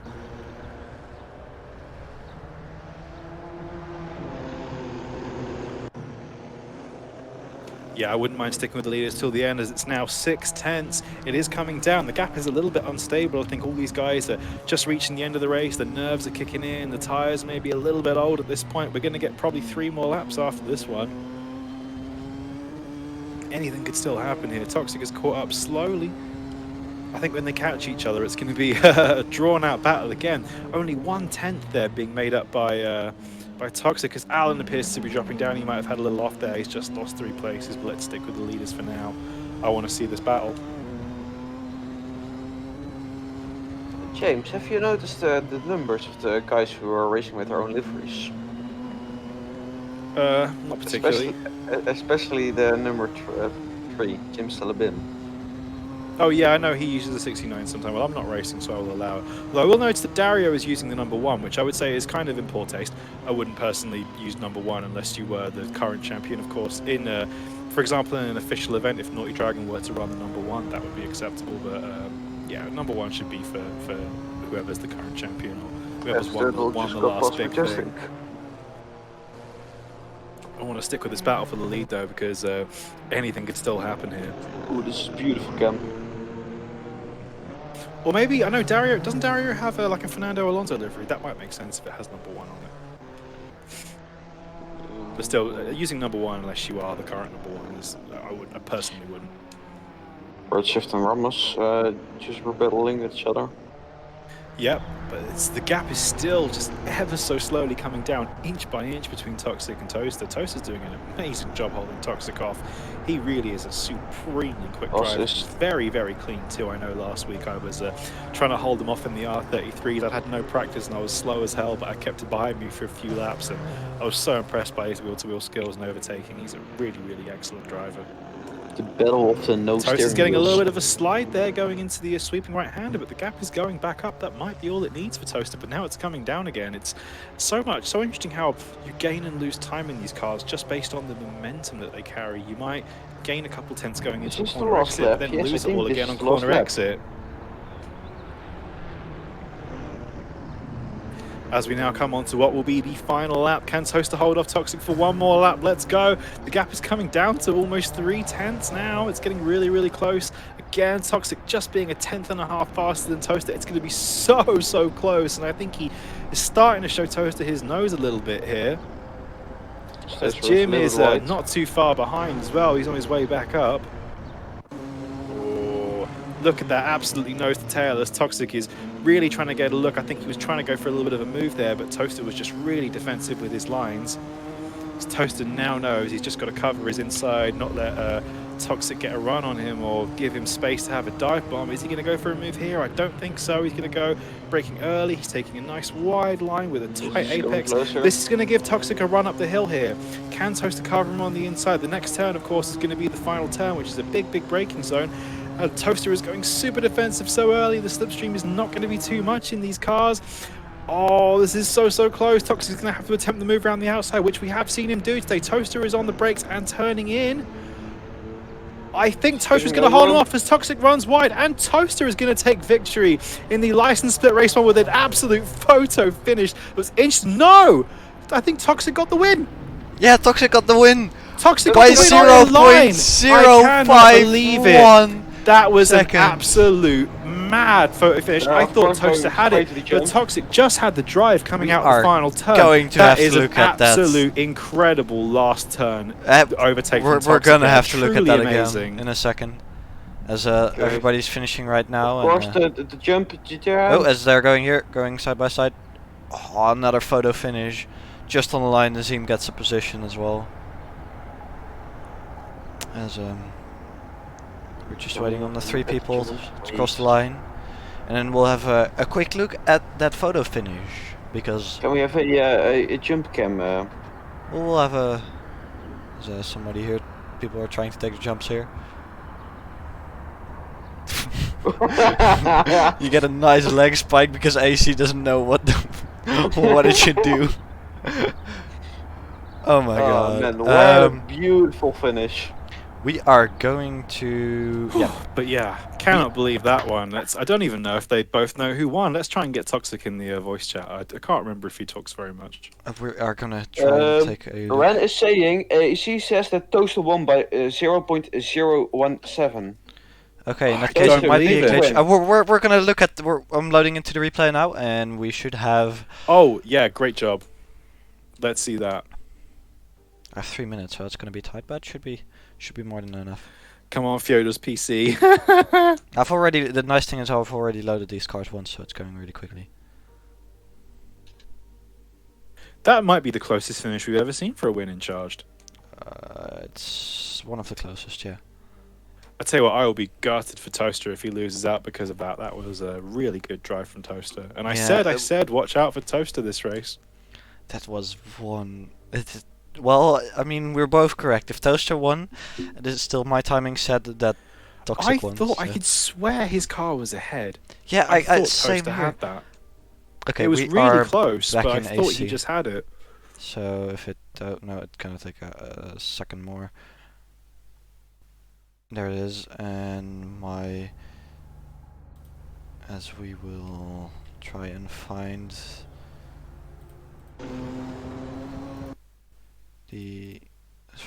Toaster.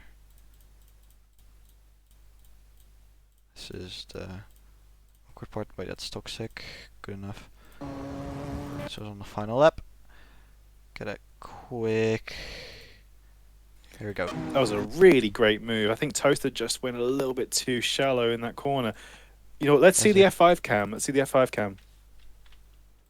This is going to be absolutely mad. We can go frame by frame. The beauty of technology.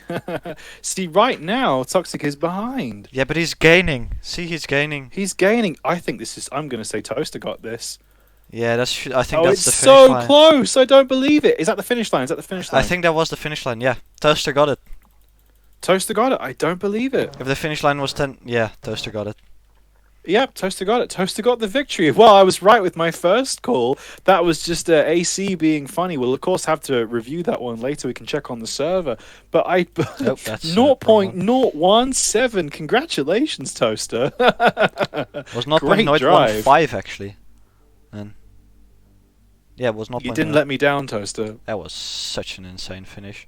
Yeah, really great. So much respect to both those guys. It was brilliant racing from both of them at the front. They were really in a class of their own, that race. Well, I look forward to part 2. Toaster is sweating. Yeah. Oh, Turn boy. on bagel mode. That'll cool you down. Yeah, it can't be as much sweat as I had after the 3-hour stint at Daytona, but I legit lost How 4 much points. sweat of rage I had when my team got disconnected from the lead. Yeah, Many if you leads hadn't were had the had. disconnect, you probably would have won, as we No, are. we would have won. Yeah, We would have won. as we should be going back into AC. As AC decides to load 10 extra things, and auto start system does its job, and we have more than enough time. Could you see if we can get Toxic Boy in here? As I will. Could you share your screen as well for the interviews, please, Fiona? I will get the Thank you, yeah. screen I share know back. it's funny. Toaster and Toxic are two of the guys that talk the least, so we'll see if we can get them both in. And the screen share should be back again. Toaster is like on permanent mute, so I don't think he's gonna talk. Yeah. And Toxic, what is the name of Toxic in? Chichiko Debel. Thank you. He's got the avatar of the man with the giant burger for a head, eating a man's head. Toxic! really- Wow, what a finish!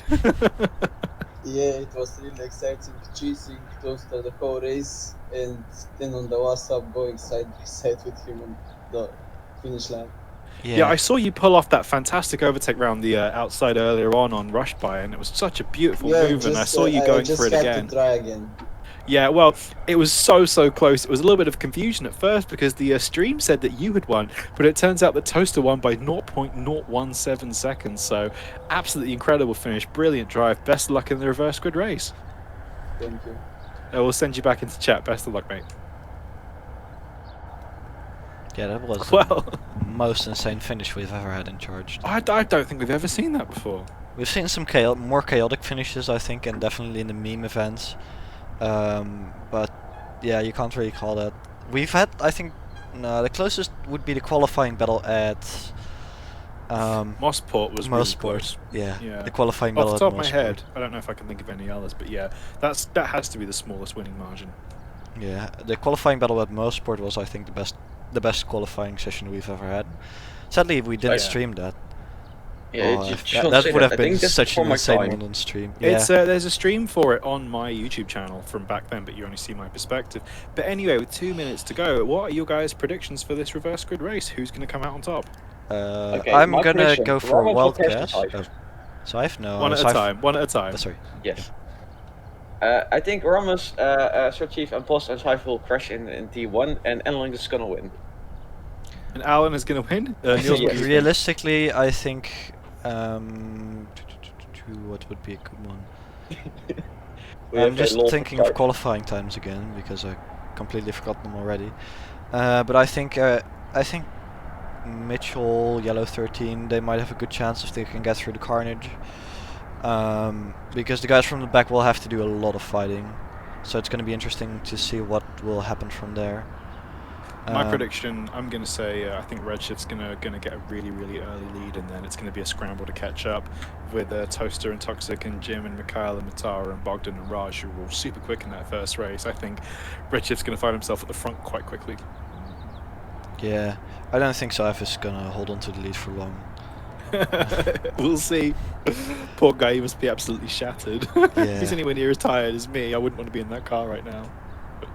Scythe says, I won't lol. We'll see. We will see, Scythe. Yeah, I would love to see Ramos get a reverse grid podium stay, and I'd love to see Boz in the lead as well. I had a great little exchange with Boz in the reverse grid race last week, so I'd love to see him fighting for the lead for a little bit as well. Anyway, with 15 seconds to go now. Do it for the bet, says Ren. So it's going to be 10 seconds to go. We're going to start seeing some lights. It's about to be go time for race 2 of license split here at Barbagello in the Renault 5s, and the lights are now all on. Zyph and Boz on the front line. What's going to happen? And that's a clean getaway for so far. Boz looking a little bit wheel spinny, and I think Boz is going to take the lead here. He just got a nice launch. I know Boz has now got his nice new clutch pedal that he never had before with his new rig. And they're side by side into turn 1, and again, everyone's been nice and clean. We haven't had a single turn 1 crash on lap 1 this whole day today. It's been fantastic. Boz James, is now we on the did. lead. Zyph We had is second. 3. We had 3. Okay, well, I guess I'm wrong. But no, we didn't have any crashes before T1. Boz is now in the lead. Zyph is in second place. Ramos is in third. Redshift is already making places up. Like I said, watch out for him. Toaster's had some contact, and he's now last place behind Toxic. Scythe is in first place. Zypher's taking the lead back from Boz. Woo-wee. It's all going on. It's all going on. Sir Chief is up to 4th, passing back Redshift. Huge pack of cars here, so everyone can keep it close. Sir Chief is up to 3rd. He's making a way up. As Ramos has just run a little bit wide and lost a couple places, Redshift is up to 4th already. Like I said, watch out for him. He's going to be coming.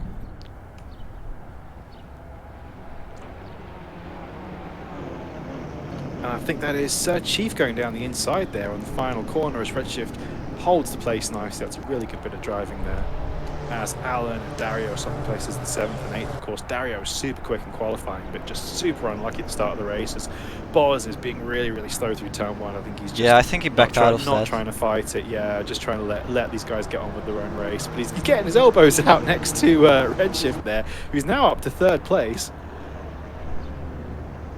Some great pack racing from these guys, including Sir Chief. It was Redshift there, pulls out a sick drift at 4 people. Oh, there's a huge crash. That's Pedro off. That is Ramos off. That is Alan off.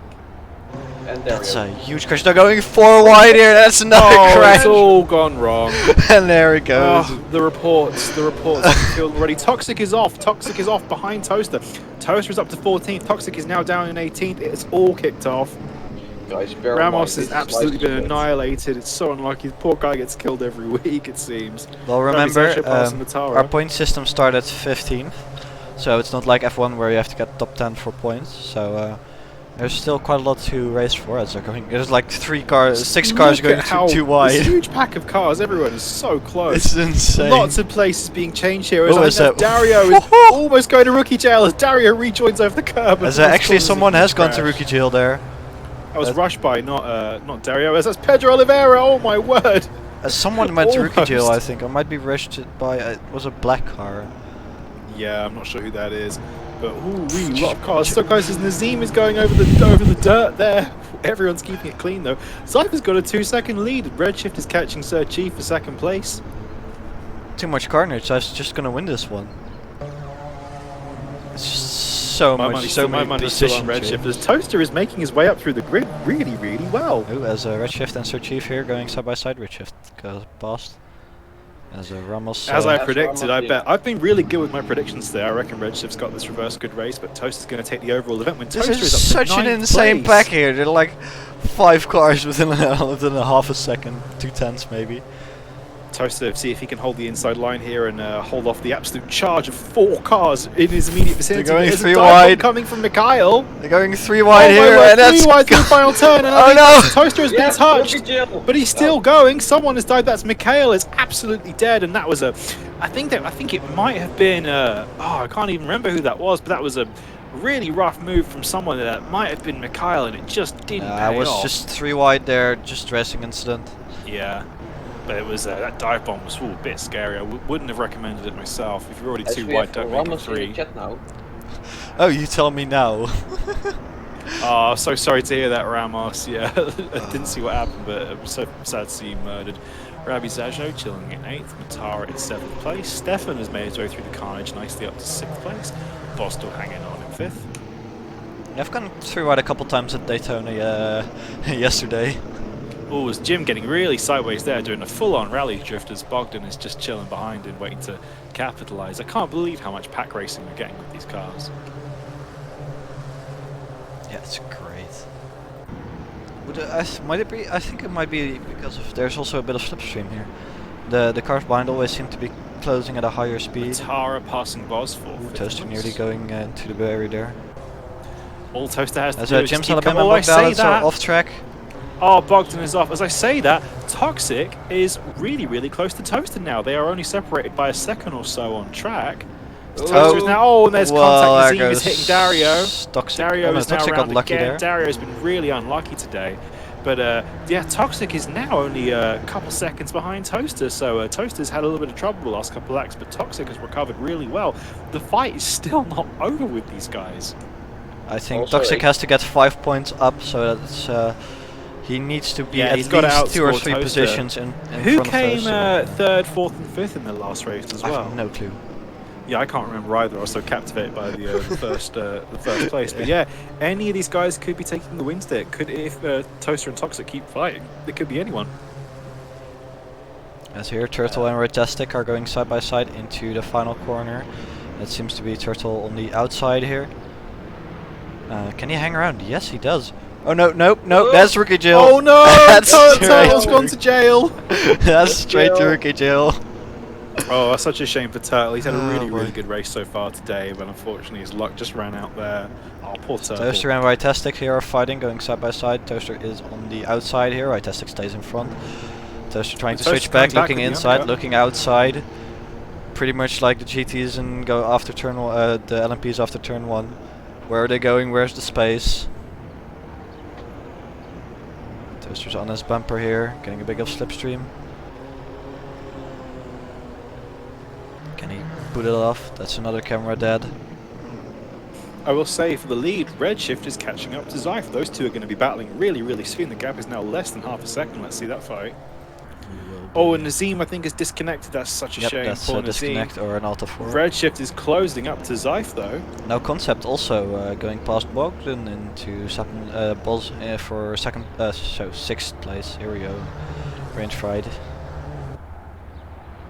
Redshift here trying around the Oh, outside. Redshift almost 2 seconds a lap faster than Zyph on that last lap. He's really in the groove now. Redshift's pace is absolutely there. Going He's one of those drivers who only needs a couple laps to get in the groove and get his lap time. Zyph So Redshift's definitely there. is on the inside for this corner. But can Redshift hang around the outside? No, Zyph can get back in front, though he does pull out a bit of a drift. Sliding. No, Redshift can really stay. Yes, he gets in front. Can Zyph get back on him? That's gonna be the question. De vraag van vandaag. Sorry, the little Dutch thing.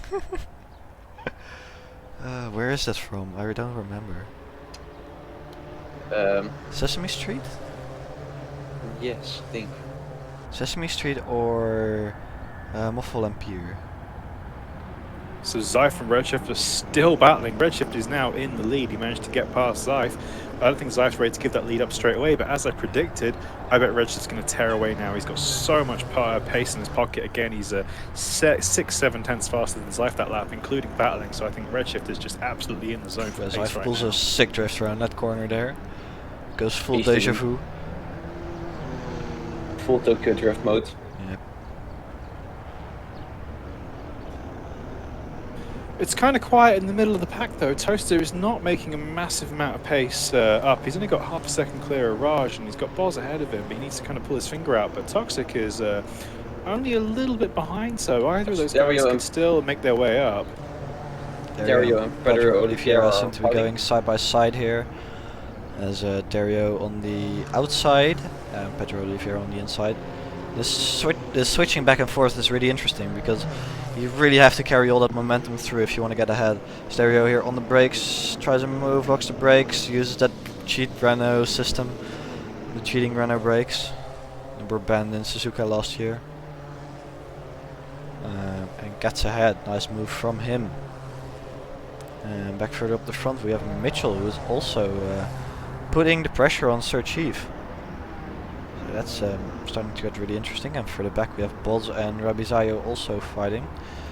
We'll jump to that here. Boz on the inside, Rabizayo on the outside. Boz tries... Oh, they're going 3 wide now.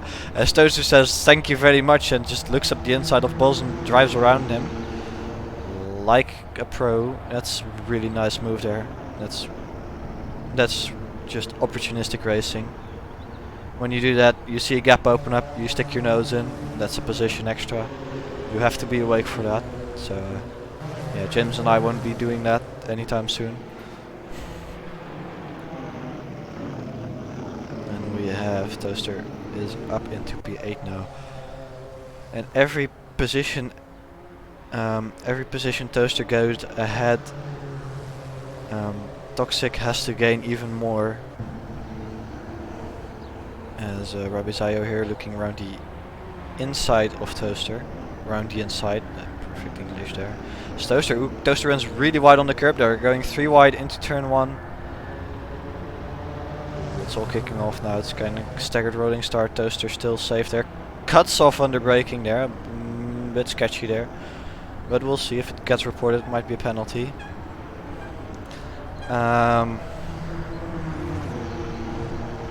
Yeah, some really close and fantastic racing here. It seems James has passed out. fallen asleep? No, I'm still Oh, here. he's I'm still just here. chilling. He's just chilling. There's a bit So further she's now ahead. Also on the back of Pepper. Matara was really closing up on Mitchell. But of course, the moment you look at it, they spread out a little bit more. And then Toaster gets past, no concept. That's how it goes in commentary here. No concept tries to go for a cutback. Does it work? Might work actually. He's on the inside now, carrying all that momentum up the hill. As they're going down the inside now. And oh no, they make contact. And Toaster's Rookie off jail. into rookie no, jail. Toaster is off. Toaster's gone to rookie jail. That is such a shame. Can he rejoin without hitting the barriers? Just barely. And that's Toxic Boy now up into 8th position. It's all open Oh, for poor the championship. Toaster. Yeah, wow, it's all open now. I think they didn't make contact, so he just ran wide on himself. But that's I'm not 100% sure on that one. As we'll look further up the field, Toxic Boy now really trying to extend that lead, because if he can get past these two cars, he is probably safe. He needs 5 points up on Toaster, minimum. Actually, he needs 6 points. No, 5 points. We don't do tiebreakers in Weeklies. Only in championships. There's a Toxic Boy here trying to set up a move on Barbagello, using that slipstream. Not sure if it's there, but we'll take a look. Yes, seems to be there. Bit of closing speed. Will he look down the inside?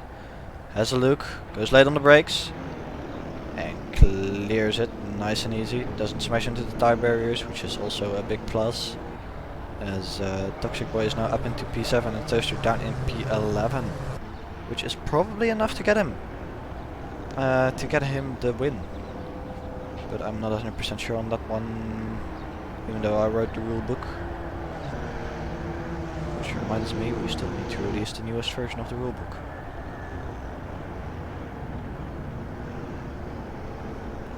As a bit further back still, Toaster is trying to claw back. No, that's not Toaster, that's Toaster. But he's a second back, so that's going to be quite difficult for him. As Alan and Bogdan Galatas here are fighting. Bogdan, I haven't seen him in a long time actually. Or is that just me? Bogdan's been here almost every week. I don't know, might not have noticed him. As Dario and Pedro Oliveira are switching positions. Pedro has seemed to drop a bit of positions. As Matara and Mitchell going side by side through the final corner. As Sir Chief gets in front as well. They're going switching back and forth. Nearly taking each other noses off. As some interesting defensive moves from Sir Chief there, as he goes really deep now. Matara looks up the inside, says thank you very much, and drives past him. No, he doesn't. They're still going side by side. Matara just being able to carry a bit more momentum through there. But they're still side by side. Some great racing here, and I'm looking at the wrong person. As Matara gets in front, the Sir Chief drives off into the grass. Mitchell also getting past here. Perfect. Brain. As what happened to Sir Chief? Sir Chief is off into the barrier. Ooh, that's a scary place to rejoin. Just goes safe there on the grass. Sir Chief losing a lot of positions there. That's good for Toaster.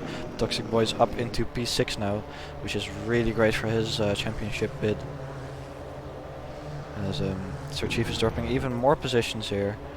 Going for the ultra safe rejoin. That's not ideal. That's right. We'll go back to the 5 minutes to go now. I'll have a quick look at no concept. There were 2 seconds back. What's happening here? There's no concept and Toaster actually sliding up the inside, trying to make up as many positions as he can. If he can get on the back of Toxic, he should be safe. But right now, I think they're still in the danger. He's still in the danger zone. With him trading positions with Michael, Toaster now up into P8. With only Barbagello. I think Toaster is in the green now. Although I'm not 100% sure on that one. We use a point system fairly similar to the MotoGP one. It's a tiny bit different, but. It should be, if you use a MotoGP point system to calculate it, it should be close enough. Yellow just got past Alan and got past. He passed him back. Yep, They're fighting pretty hard at the moment. They're fighting pretty hard, but every time I switch to them, it's like a second gap. So What? yeah, I'm not It's sure what's just happening. As Toaster here is still fighting really heavily with Rabizaya with 4 minutes to go. As Redshift has driven off, if we can get a bit of breathing room, I'll have a look at Redshift as well in a second. No, we'll do it right now. Hi Redshift, you're doing amazing. Keep up the good work. Saif, I told you you're not gonna win. And we'll go back to the fighting here with Toaster and Michael. Okay, Michael got back at Toaster again. It's gonna be close. It is gonna be close. I think Toaster is pulling away now. As you can notice, it's getting a bit later and my brain is getting more fried by the second. As Matara actually is closing up on Zyf now. Zyf might be getting under pressure from this final. He's running wide there. 2 tenths. 1 tenth. Sure, that's brain.exe. Stopped working. Zyf going defensive there, Matara going wide, but you can carry a bit more momentum if you go wide. But overall it costs you a little bit of time there. But just also closing up this battle. Yes, again, because you need momentum is so crucial. As Zyf goes really wide there, loses a lot of time. But again, has that momentum so he can stay in front a little bit.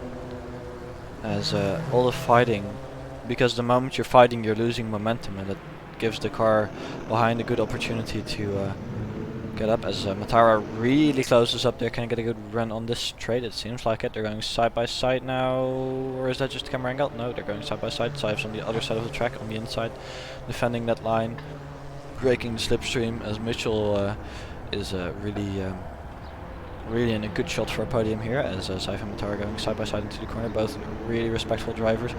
Ooh, a bit of wheel banging there. Zyf still on the inside, can he keep it going? I'm not 100% sure if he can. As Matara closes him off there a little bit, Zyf goes deep on the brakes, Matara also. Matara sweeps around the outside, can Zyf hang on the inside? Seems like he can, they're still going side by side, and Matara gets ahead. Nice move from him, now Mitchell is pressuring Zyf as well. Can Mitchell get a podium here, or can Zyf stay on the podium? I'm not 100% sure. We will see in a second. Roll credits. See you guys in the next episode. No, of course not. As You will find out if you pay this ad, so... Toaster is only 2 tenths on Michael now.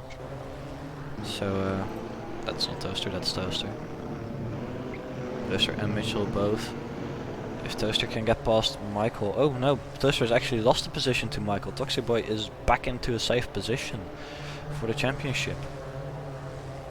As Michael going really defensive there, switching left, switching right. That's definitely some sketchy moving. If it gets reported, that might be a penalty. We'll have to look at it. Probably going to be a penalty actually. As a Sir Chief, also DNFs. We have 3 DNFs in the pro split now. Michael still going defensive. No, Toaster slides up the inside there. As Mitchell and Zyf are also closing up bumper to bumper. We are on the final lap, I think. Yeah, we are on the final With lap. Redshift goes a little bit wide. Yeah, he's still safe. Oh no, actually... Oh no, that's a back marker.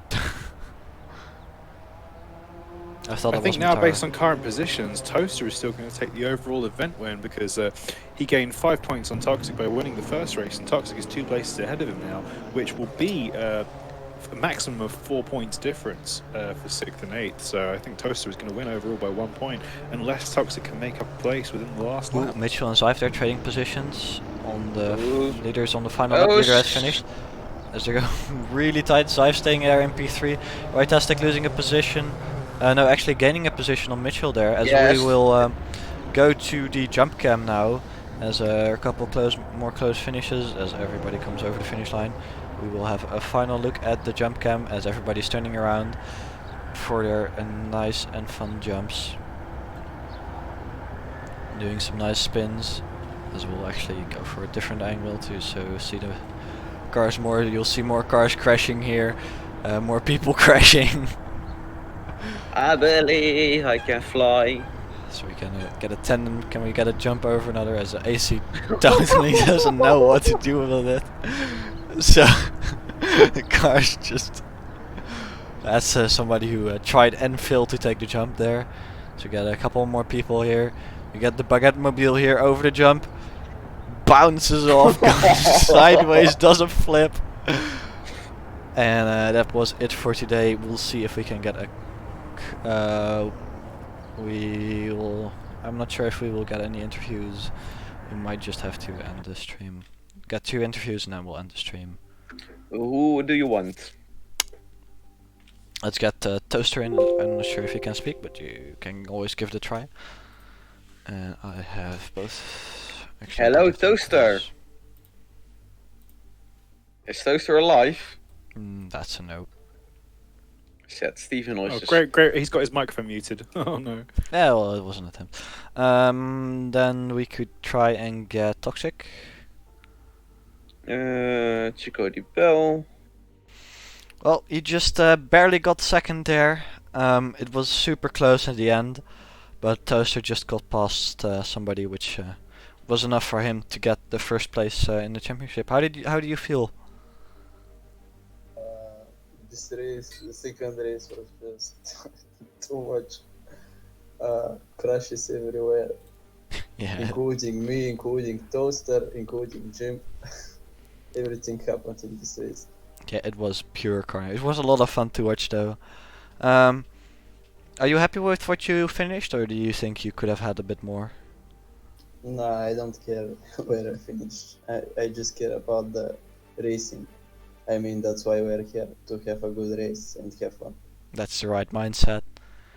Thank you very much, and hope you enjoy the rest of your day. You too.